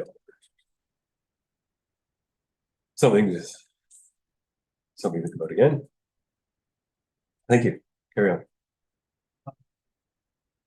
In case of few examples on the business class, we see an increase in the value of around 10% for the first example. That translates in a 8% tax increase. In this specific case, the value of municipal tax increases is around 17,000. In a second case, the value is 9.6 increase, which translates in a $12,000 municipal tax increase for the 2026 based on the 6% increase value. Two other examples under business class where there are no increases, but because of the average being different for both cases, that resulted in a lower in a decrease in municipal tax value of around 575 in one case and 282 in the other, showcasing that it does matter where the value assessed is versus the average, because that dictates an increase or decrease in municipal taxes. This is extremely helpful. I got to make a comment in here. You know that it's difficult in the business class as council. We can't differentiate between a restaurant or a resort that's doing maybe really well and a good emergency year, revenue year, whereas restaurant might be struggling due to market changes, etc. And to see this, really does seem to me that it's a good balance. So I think that's BC assessment coming through and really, taking a better look at business. So that's great. Just a comment. And now we're moving into the third part of the presentation, which relates to balancing the budget. And we'll start with with ways and options to balancing the budget in general. We'd like to mention that staff went through the first three options of doing that. We finalized the reassignment of the 2025 property taxation, which was shown earlier of 191,000. Also, reallocation of projects to future years was done throughout the process, including the latest two examples that were on the screen earlier as part of the budget changes for 2026 under taxation. And also budget reductions, which were showcased in the value of 272,000 by staff, and that reduced greatly the shortfall to balance the budget for 2026. And at this point in the process, I recommend that the two areas to be looked into for balancing the budget for 2026 is the general surplus reserve fund and property tax increase.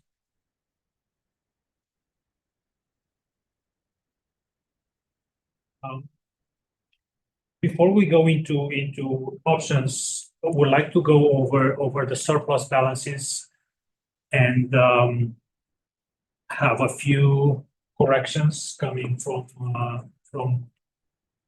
February 23rd meeting. For the water funds, there are no. Satya? Apologies, just before we get started here, I just want to make sure that council is aware that these are reserve fund balances. So that's the water working capital reserve fund, sewer working capital reserve fund, and the general surplus reserve. That's what we're. Gotcha.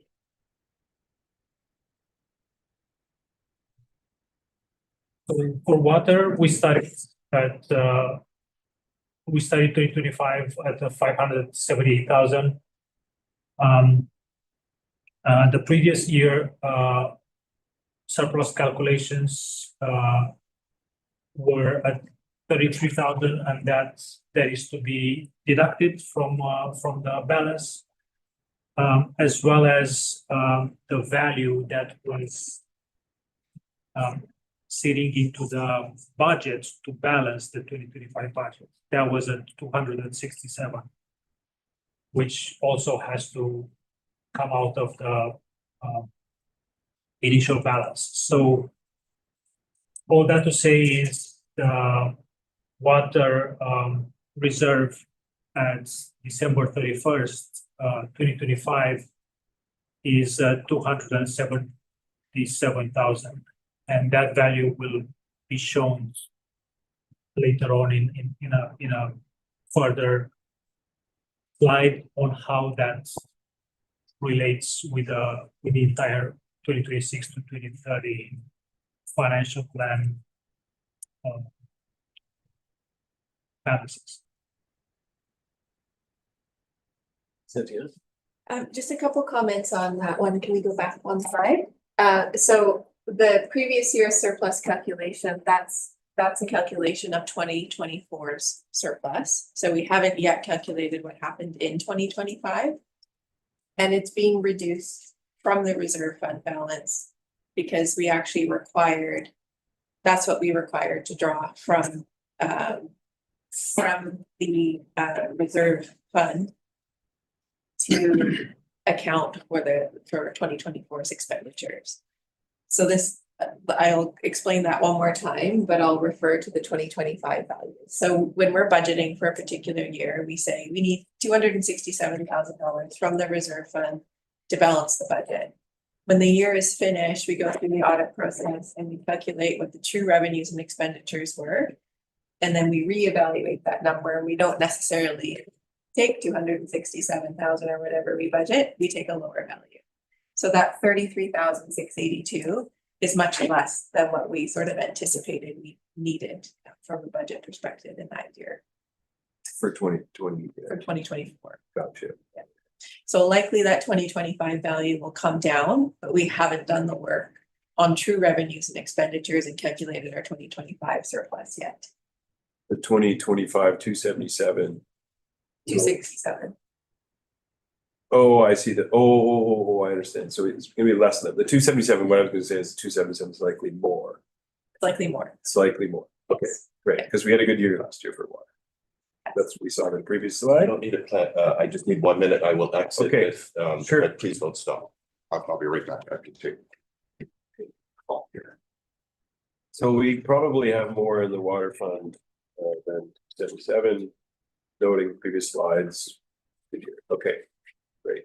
But this is also, again, where we would draw from if we were to hit a low revenue year, say a drought year, where we went down to, had to drop their water use by 20% or something. There's going to be a little bit.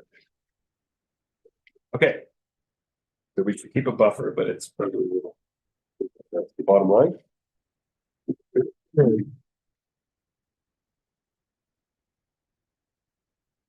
And moving into sewer, this is a time where I would like to correct some of the information that was provided on February 23rd. And that relates to the value under the projects funded in 2025 and 2026 to 2030. The 2.4 value that was brought into front of council is part of the 2.5 million that shows under debt proceeds in the income statement. And that was taken as such, but in reality, the income statements and the cash flow has a different purpose. So the revenue recognition accounting principle applies, and those monies were funds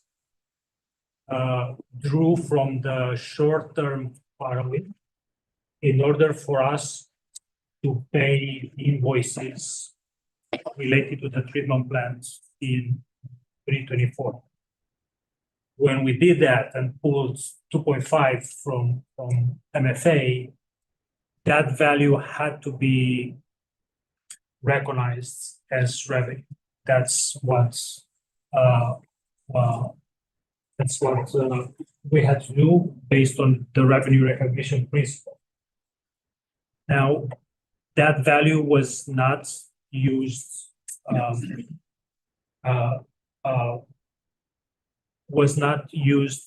for that purpose of 2024 paying for the invoices for the treatment plant in 2024. It was used in 2025, and the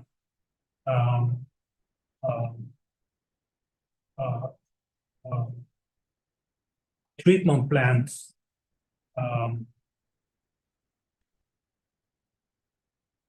recognition of revenue of 2.5 had to be recognized in the income statement.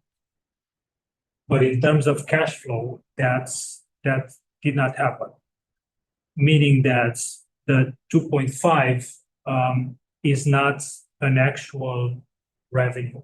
It was monies that we borrowed from MFA on short term to pay for invoices related to the treatment plants. And because we did not kind of use that money in 2024, it cannot be considered as cash. So hence the reason that this adjustment, and I realized the value, and I apologize to the council for the error. But the 2.4 that was put forward as a as revenue on the screen, that was just a recognition of revenue, was not an actual revenue coming from various sources. It was just money borrowed from MFA that had to be recognized as revenue as coming in. Based on calculations of that value not being considered cash, and as we are looking at the bottom line values of the reserve, as of March 25th, we still start with 640, but the projects funded in 2025 and 2026 to 2030, it moves to a deficit of 79,000, which is the calculation that Ms. Tatiana mentioned earlier. And the third line is the budget balancing for 2025, which again might change slightly based on the 2025 calculations that we will do this year. And that brings us to an estimated balance at the 31st of December 2025 at 372,000 into the sewer reserve.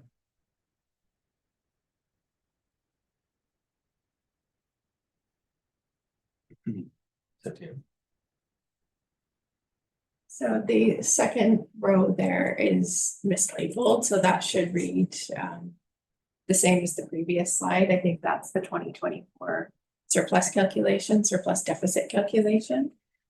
So we had to reduce the reserve fund by 79,115.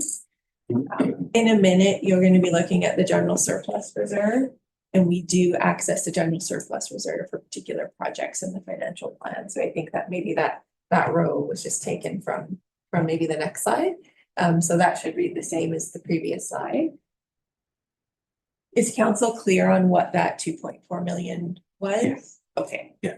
Okay. It's in the county. It is. Revenue. It has to be, it has to be listed as revenue. Well, it's like when we get a big chunk of cash from feds or bronze for the waste treatment, that's revenue.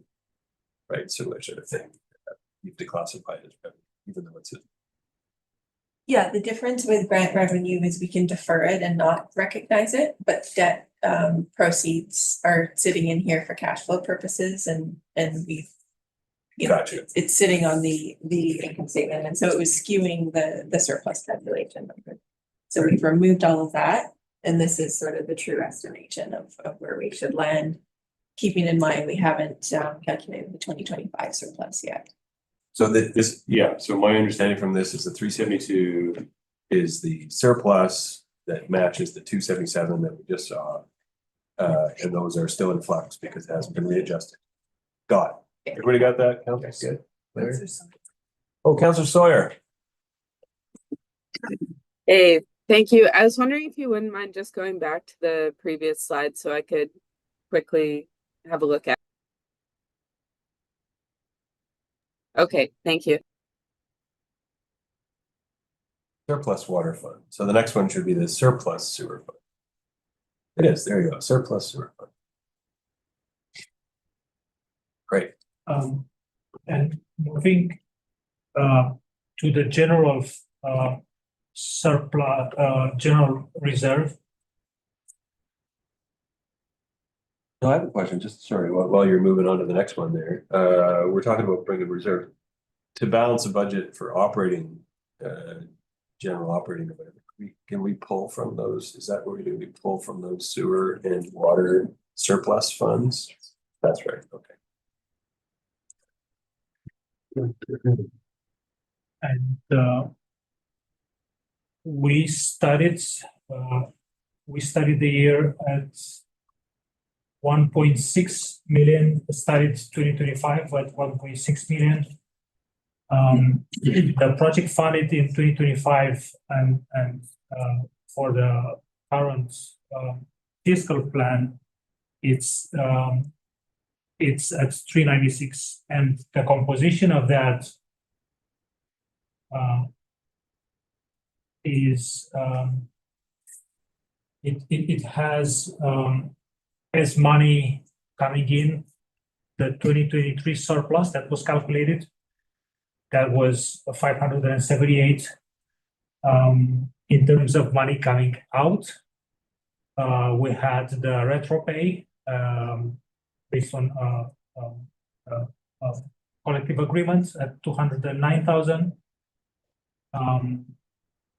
As well as the 2026 to 2030 allocations that we had many basically money put aside. That is 665,000, and that is for the South Force Main project. And all that added, it brings the value of 396 as money coming out of the general fund.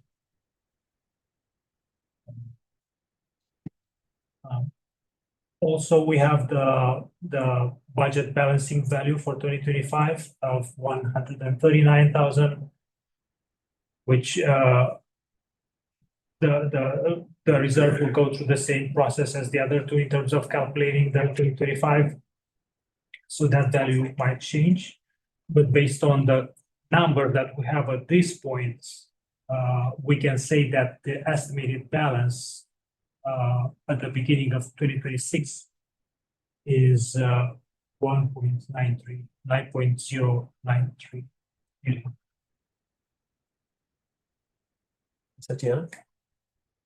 Just for council's clarity on the 139,000, earlier in the presentation, we saw that last year's value from the general surplus reserve was about 600 and some odd thousand to balance the budget. Just for council's benefit, have staff confirmed that that number is actually 139,000 now? Or should that, or is it still estimated at the 600? It's still estimated. I may respectfully request for recess just so we can quickly look at these numbers. And the only reason why I would ask that in this scenario is that we're going to need that $1 million number to effectively have a discussion around balancing the budget. Shouldn't take us too long. I'd just like to request. Yeah, great, good. Let's do a recess for, let's do 10 minutes. Let's do 15. 11:25. We'll reconvene 11. Yeah, good time.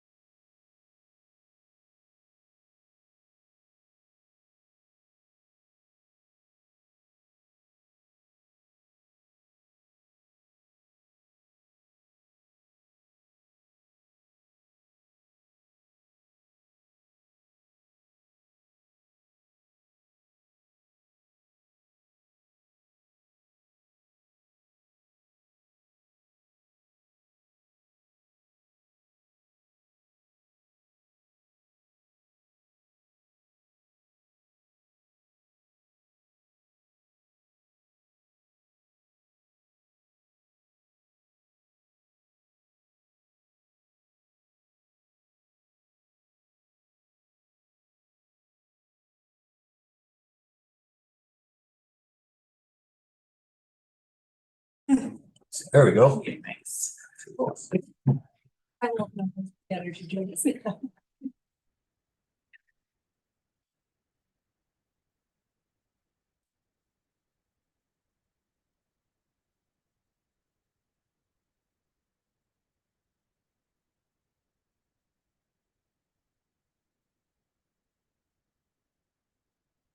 There we go. That's better.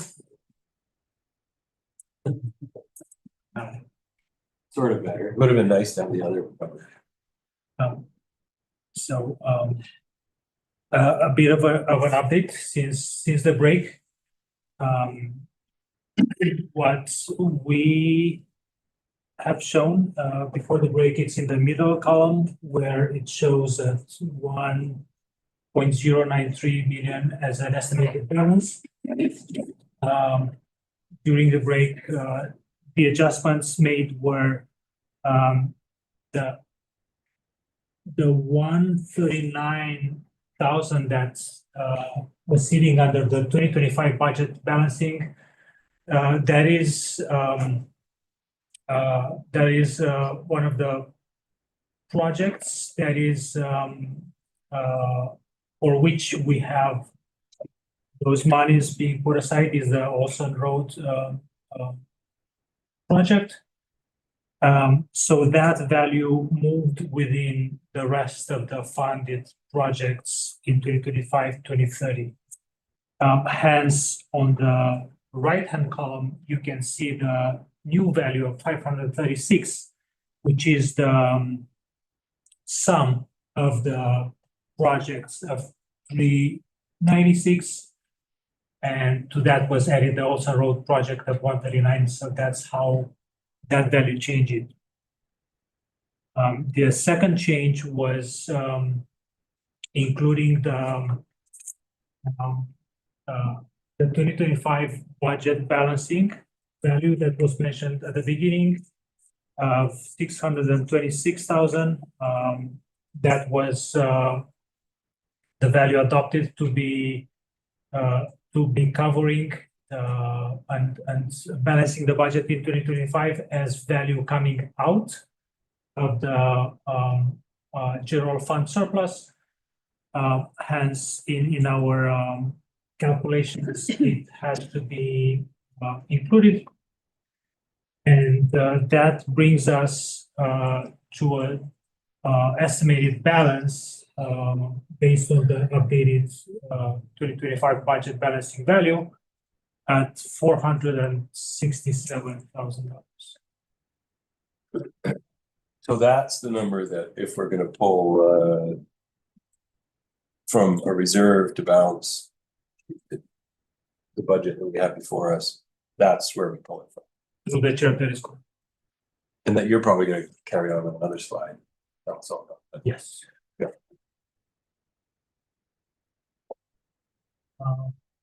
And we have on the screen right now a set of options for council to discuss. And from left to right, we have the first column presents the option of no taxation with the 308. As a reminder,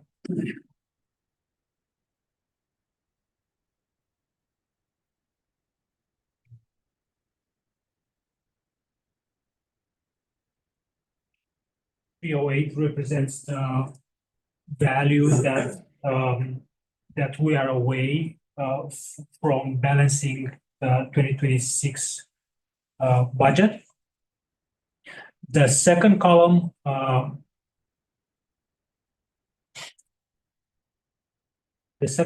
presents a 1% tax increase, and that $50,000 that you see on top, that is 1% of the base 2026 municipal taxes. So to make clear that does not include the CNI levy and that and refers only to the base municipal taxes. That option brings 1% additional in property taxes, which in turn reduces the surplus reserve to be accessed and used. The third column shows the 2% on the same matter of calculations. It moves to 2%, which is 100,000, and that option further reduce the surplus reserve to be used at 207, and the 3% possible option.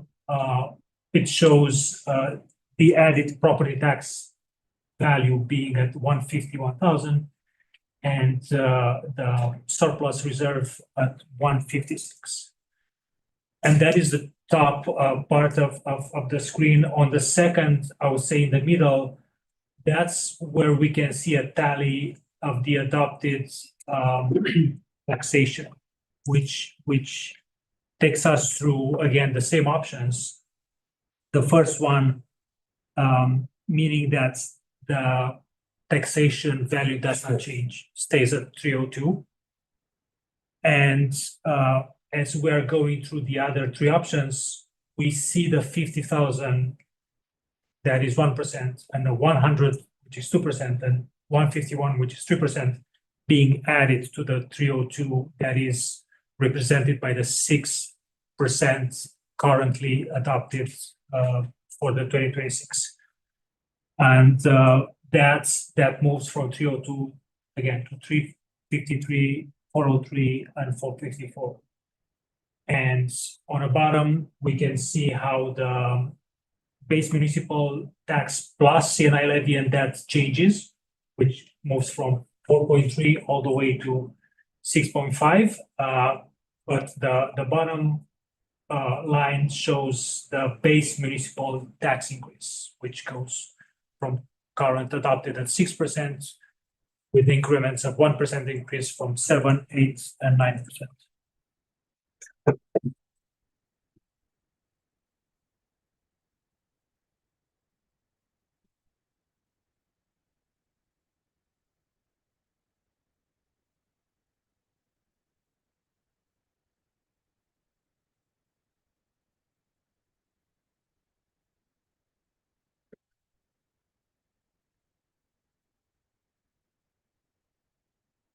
Yep.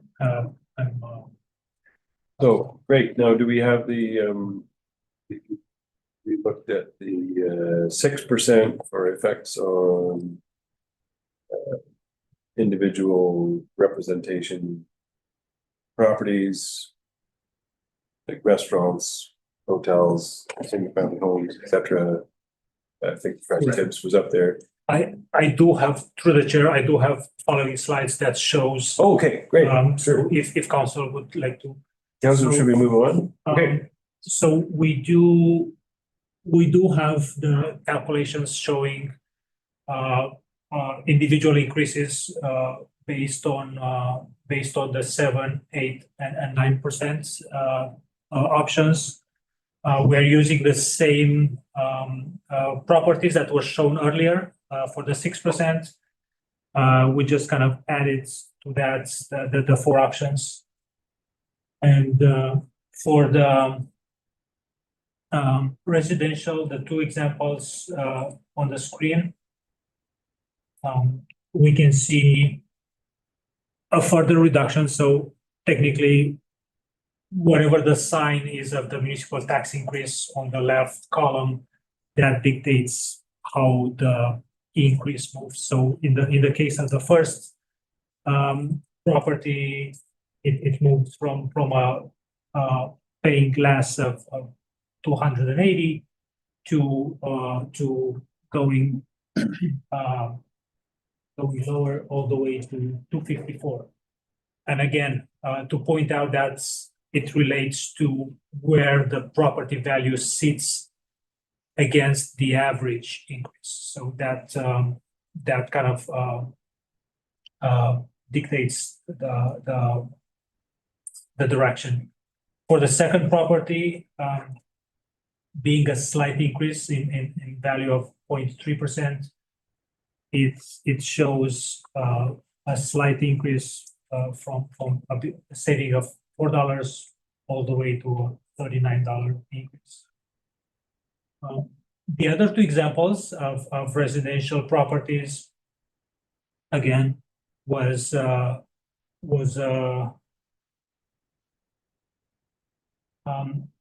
slight increase in the assessment value, which going through the three options in front, it shows an increase going from $94 all the way to $166.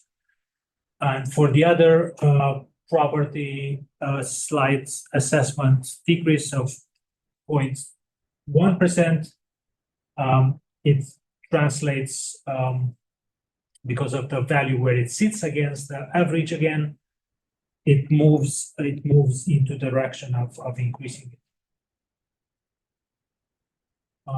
For businesses, because of the increase in the assessed value for the first example on the screen, it presents a further increase as we go higher into the options of 7, 8, and 9%, moving from 17,000 to 22,000. And for the second example, following the same trends, at 9.6 increase in the assessed value, it moves from a 12,000 tax at 6% as it stands right now to all the way to 16,000 for a 9% increase option.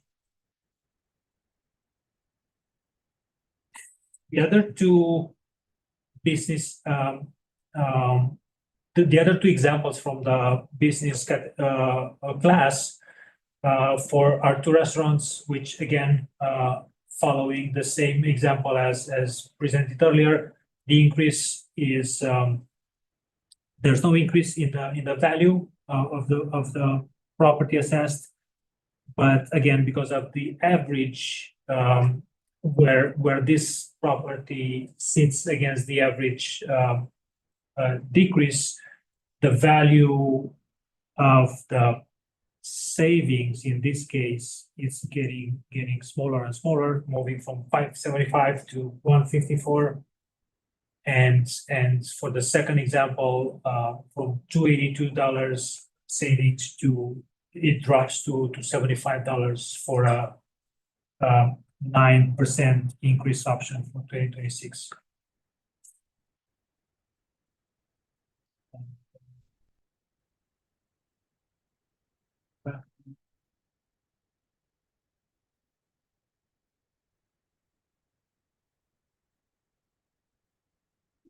Maybe keep going, then we can come back, because there's that, this slide here that may be helpful for council, just to talk about the sort of budget sustainability. Thank you. No, this hasn't been, it doesn't Yes. look like it's been corrected. Yeah,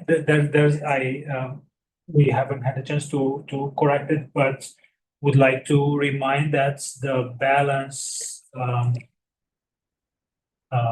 I apologize for moving through the slides, but the balance that we are looking under the general funds estimated is 467,000. So that is the value that can be considered when discussing any monies coming out of this reserve towards the shortfall for 2026. Fast forward here, let's see. So just to So- be clear, 1093 is for, scratch that out, and it's for 470.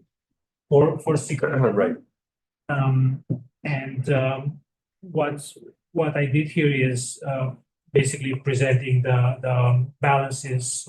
I should say that the deficits that the three funds are showing on the financial plan of 2026 to 2030. And starting with the general fund, again, the known value of 308,000 for 2026, and that's kind of value increases in 2027 and then goes back in 2028 and lower 2029 and 2030. With the updated value of 467,000 in the reserve being available, what I would have done when that value would show on the right-hand side instead of 1 million, I would have highlighted the years 2027 to 2030, showing that if the reserve is being used, let's say again, it's for the council to adopt, but if the decision is to use the whole 308 towards the shortfall, it will leave around 100,000 and a bit for the years to come, meaning that starting 2027, the option of even using the general fund reserve for such exercises of deciding on balancing the budget will not be on the table, and would mean taxation and looking at other options as well. But this specific option would not be on the table anymore, as there would not be monies for that. For the water fund, the situation is better.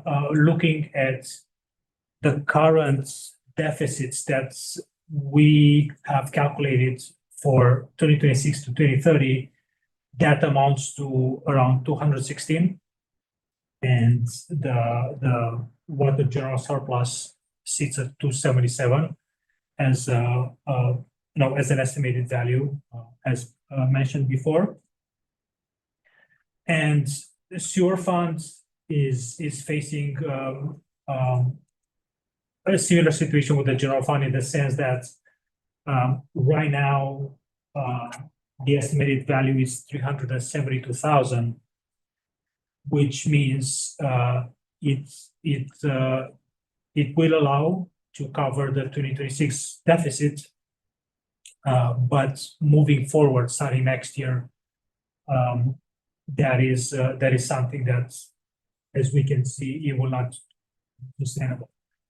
Saying that, I would like to remind council that this year we are going over a review of the utility rates, and that will be brought forward this year, and based on the findings and decisions following that, we will see how that relates to the following years. But what I can mention here is that the analysis of the utility rates will include also a look on how the treatment plant's operating budget affects the overall budget, and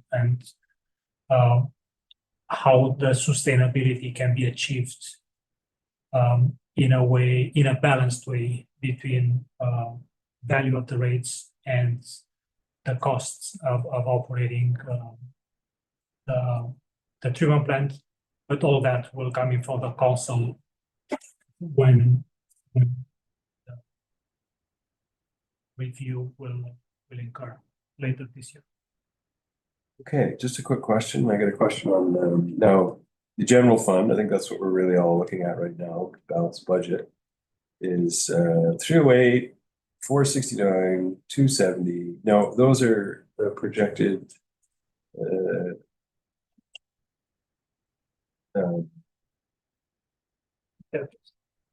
Those are projected deficits. Yep. Is 308 supposed to be about 600? Because it was 308 plus the 139. Through the chair, no, the 308 is the is the value that we're trying to balance. I think that's not. Okay, that one's not showing up there. Thank you. But the reserve fund balance over here should be 467,000. So I just want to clarify something around just sticking with the general fund for a moment. It's not necessarily as black and white as it won't be an option to look to the general surplus reserve to balance future years of the financial plan, just because they're sitting in deficit position. Because every year we do a surplus calculation and we decide whether did we even need that 600,000 in 2025 or none of that. So this is a sort of the 467 is a conservative value for one. The balancing of the future years of the plan is always, you know, somewhat fluid for us, and we can still sort of consider shifting some projects around. If we change tax increases in 1 year, it's cumulative and it sort of plays out in future years. So those values will all change depending on council's decision today. And I think from year to year, we're impacting that general surplus reserve balance, and we're coming to council with a new value. So I just wanted to comfort you a little bit there. But what this does sort of demonstrating the general fund is that if we don't consider you know, somewhat of a tax increase beyond the 6% this year, we may be, you know, in a less sustainable position going forward. Yeah, I think it would be beneficial for us to consider a slight increase over the 6%, so that we can, you know, we can make sure that we're not sort of heavily relying on it. Because 600,000 was a bit of a one-off year. So I just wanted to mention those 2 points. What's maybe just best practices, what's a general surplus reserve fund? Is it best practice to have a percentage of your yearly operating budget in a reserve? Is it 2%, 5%? What is it? Yeah, I think municipalities use different targets depending on what type of services they offer. I think for us, you know, at least 2 years or sort of double your contingency balance is probably the lowest we'd want to go. So we budget in the general fund about 180,000 in contingency. If we wanted to use that as a sort of double that and make sure that we have that as a base sort of sitting in that surplus reserve, I think that would be responsible for us to do. It's okay if it fluctuates, you know, 50 to 100,000 year over year. But we certainly would want to make sure we're targeting that. We have to keep in mind too that we do have a financial stability reserve that we use to alleviate some of that pressure, that unforeseen circumstance that might come up as well. Okay, so the financial stability reserve is also there, the buffer. Okay. Thank you. All right, do we have another slide, or do we open it up to council for discussion? That coming next. I have a slide with a possible recommendation, but I'll put back the slide with the options. Observations from council? I have one, but I'm going to open it up to council. Councilor Anderson. I guess I have one more question first. Did we sort of eliminate the option of drawing from the water and sewer surpluses? Ms. Tatiana has an answer. Sorry, can you repeat the question? I just noticed Councillor Sawyer wasn't on the screen. We sort of It looks like she may have suggest left. was the suggestion not to draw from the water or sewer reserve or surpluses. To balance the general fund? Yeah. We should not draw from the water and sewer surpluses to balance it. I thought I heard that. Yes, yeah, we should keep that all separate. Okay. Thank you. I'm sort of thinking of somewhere between the 6 and 7% tax increase, and then sort of the general surplus, something like that. I think it should be. I don't like going over 7, but.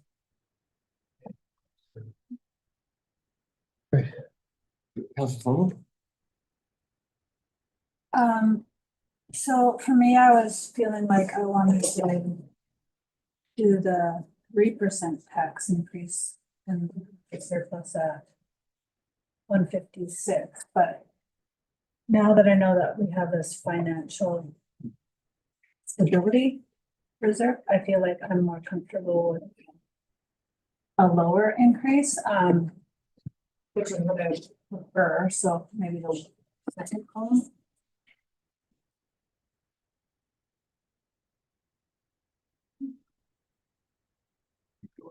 And is Councillor Sawyer gone? Yes, sure. She had to leave. Yes. Is it be nice to get her input? If you have her text, maybe just a quick text, so we can get as many opinions as we can, just, you know, 0, 1%, 2%, 3%, if she feels like. I did notice, just as a comment, I think it's, I think it's obvious to me that the burden of the tax increases this year on are heavily on the business class. It seems like all the residential class that we looked at as examples either went down or stayed zero. Certainly, if you adjust it to inflation, it looks a little bit zero or less. And so really, really we're impacting mostly the business class, and that looks to be in the thousands. So I mean, it looks really good for residential class. I would say my opinion would be I'd probably agree at 7%. And the other thing I was thinking is if we went 600 last year out of the reserve fund, that's a huge hit, and maybe to climb out of that somewhere a little less than halfway gives us a good benchmark, so that next year, if we have to pull from reserve fund, we're pulling even less. So we have kind of an incline in transition rather than just a simple one-off and then bump back up to property taxes. So I'd probably go 7% for the 1% tax increase myself. The residential class would then have seen almost no increase in municipal property taxation for the last 3 or 4 years, which I think needed to happen. So Councillor Steer, that's my comment. Thank you, through the chair. Just in a general comment to begin with, Mayor Law's comments really resonated. It's just something that's always interested me is that every year we accumulate almost every year that I've been on council, we accumulate a surplus. And so we tax more than we spend. So that surplus, when it comes time in circumstances like this, where we have these conversations, I'm comfortable. I know it's not a long-term sustainable, but thank you, Ms. Atiana, for explaining about the year-to-year surpluses and how we have that flexibility within there. And so that's helpful in me making this decision. It is challenging, just the economic situation in general. We're all familiar with that. But I do recognize the fiscal responsibility that we as a municipality have. So normally I would just say all from reserve, but I'm not going to do that this year. And looking at that combination and from what I'm hearing from the rest of the councillors, I certainly support that 7%, that 1% tax increase over and above the 6%, and using the remainder of surplus to balance out our budget. I'd be comfortable with that at this point. Well, my opinion would be unpopular. I would be more comfortable with bumping up the taxation rather than relying on the surplus. And I know that's a difficult thing for us to say in an election year, but yeah, I just think given that it looks like the reserve is a little bit lower, I've got some concerns about revenue that might be generated this year. Given if we have another dry year, I know we do have base utility rates and stuff like that, but it is tough too, knowing that the burden is on the business community. Because obviously our businesses have gone through a lot of challenges with COVID and not necessarily recovering entirely from that. And I know we've tried to shift things off the residential, but also noting that so much of our residential is used commercially is a bit of a struggle to see the businesses have to pick up some of that slack for businesses that are being operated but not charged as such. But even with all that said, I would be more comfortable going higher. I would do the 8% or the 9%.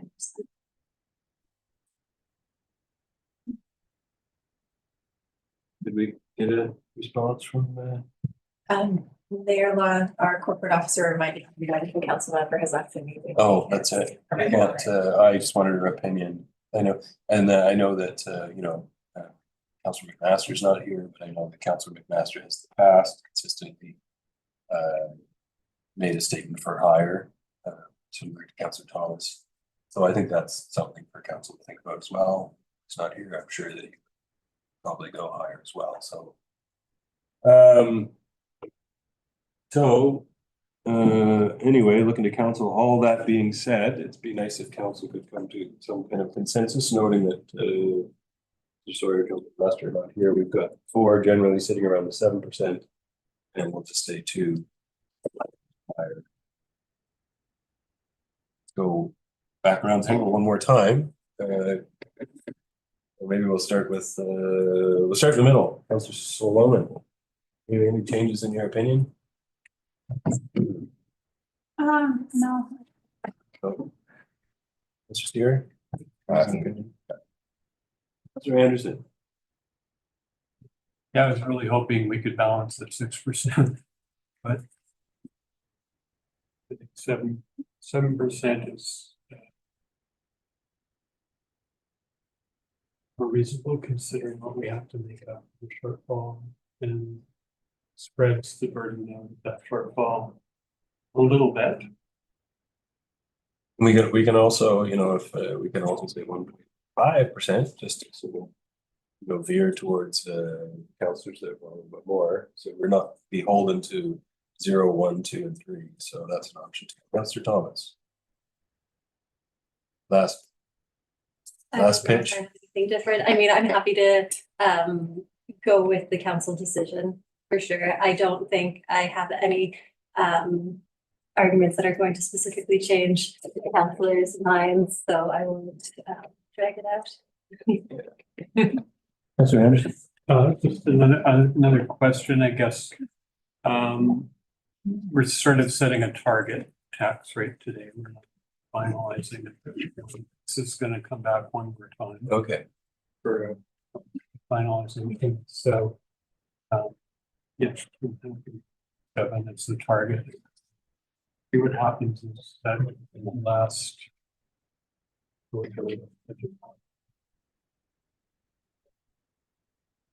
Just may I make one comment, and we talked about this the last couple of years, is that, we're also appealing to the public, and 7% tax increase overall is not a lot different than a 7.6% tax increase. It seems to go up. So, if council is trying to veer towards bridging that gap, getting out of the reserve, then I think we can probably all flex a little bit. So I don't know. That's just my opinion. I'm good with 7 or 4. I think that's all you need, right, today? I think we will have a draft recommendation just so we can incorporate it in and bring a report back to council. So on April 14th, the report that you'll receive will be asking for council's authorization to prepare the 2 bylaws. Nice. And as part of that, we're also going to have the revised assessment roll, which is the final roll that we use to recalculate tax rates. The non-market change value may change slightly. There could just be an overall adjustment to the assessments, which could impact tax rate. So you're going to see the final numbers on that day. And at that time, council can sort of change their minds on how you'd like to see the tax increases. There's still an opportunity. It would be a tight turnaround, but we can certainly do that. You can authorize staff to prepare bylaws, but include a 2% additional tax increase at that time, and then we could quickly recalculate and reshuffle and bring you the bylaws forward. But you likely wouldn't get a report in between the April 14th meeting and seeing your bylaws. Okay, great. Yeah, I have one more comment for council on that. We're political, and what we say is as a political element, and 6.95% sounds a lot better than 7%. So. And it's more in line with all the other resort municipalities. Is something to think about? That's what I would put out there. Change the number just a little bit. Won't change the balance, but at least it'll be the indicative tax rates will likely include the municipalities' levies, all their municipal levies. So in comparing the indicative rates, if we just go back for one moment to keep going back. Here, it's likely their base municipal tax plus CNI levy and debt. That's the number we're comparing to. Indicative tax rate. It's not the base. They're going to include everything when they give us their tax increase. We just sort of separate out here so we can isolate our levy. Oh, I see. Right? So we're probably looking at that one. So we'd be within the range between the 1% and the 2%. Somewhere in there for the final. Okay, I see. Base municipal tax, CNI levy all together. And that was the number that was given to us to reference other resort municipalities. It was in that range. Yeah. Oh, right. Okay, there I got lost on that one. So then we're right in or either one of those. That normal resort municipality range. Although our basis where we all start maybe different. Okay. All right, fine. Okay, go back to the motion then, and that's fine. Then we have, I think we've got the majority of council that are here are going for a 1%, or sorry, 7%. 2% increase. 1% Is increase it on the base municipal. On the, oh, sorry, taxes the and base, then sorry, 1% increase in the base municipal taxes and 257 and change from general surplus reserve. Is that correct, Mr. Andrei? To the chair, I believe that it has to say the exact increase. So if it was adopted at 6, it has to say 8 if the council wish to go with the additional 2%. So this value on the screen shows the increase, not the additional increase. Oh, because the 6% adopted last year, we have to include that in this motion? Okay, all right. So it's not 1, 2, it's 7%. That's what council said. And well, okay, so I'll move from the chair that staff be directed to balance the 2026 budget with a 7% increase on the base municipal taxes and 257,791. 257,791 from the general surplus reserve. Okay, Seconder? Here, any further comment? No, okay, all in favor? None opposed, motion carried. Thank you. 2 more slides to go over. Again, there's a bit of further information to be received. First of all is the revised assessment roll, which should be in our hands at the end of this month, as well as the tax requisition from other agencies. There will be something to be confirmed by the time I'm coming in front of council on April 14th, where as well the new draft tax rates values will be brought forward as well. And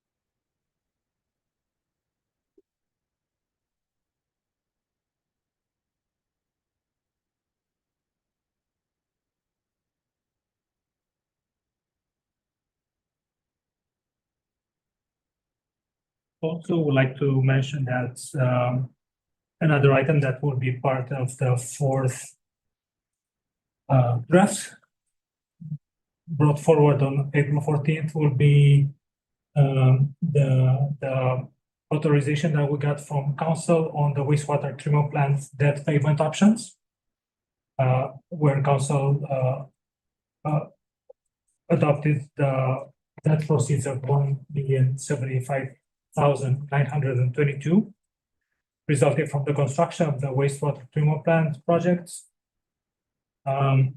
to be expended as 865,000 coming out from the total cost charges restrict sanitary sewer reserve and 210,922 from sewer capital bylaw reserve.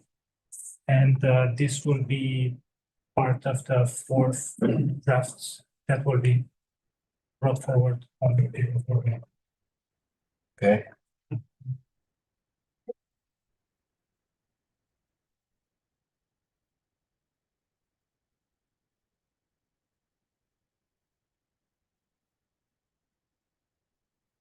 And the last slide, it refers to couple of items, more so on the water conservation for 2026. We do have at this moment remote water monitoring and creek flow monitoring that will support us in monitoring the water levels over the summer season. As well, we can acknowledge a continuous upward pressure on the budget from rising costs, coupled with an uncertain outlook on economy that requires close attention to be paid to medium-term budget planning more than ever. And also a reminder that we will have a CNI levy review this year that will be collaborative work between the finance and infrastructure, and public works divisions. That concludes the presentations. Thank you. All right. Ms. Hefner, do we have anybody signed up for question? Mayor Law, I will now make an open call for questions. Valerie, you wish to speak, please raise your hand. If there's anyone who can online that would like to have a function. Before asking the question, you state your name, your address, and the agenda items. I will now do a calling once, calling twice, calling times. There are no comments at this time. Okay, and I will make a motion to adjourn. Councilor Steer, all in favor? None opposed, votes carried. Thank you. Thanks.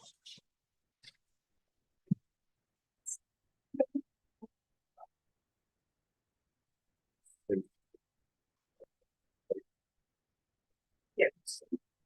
Already is likely.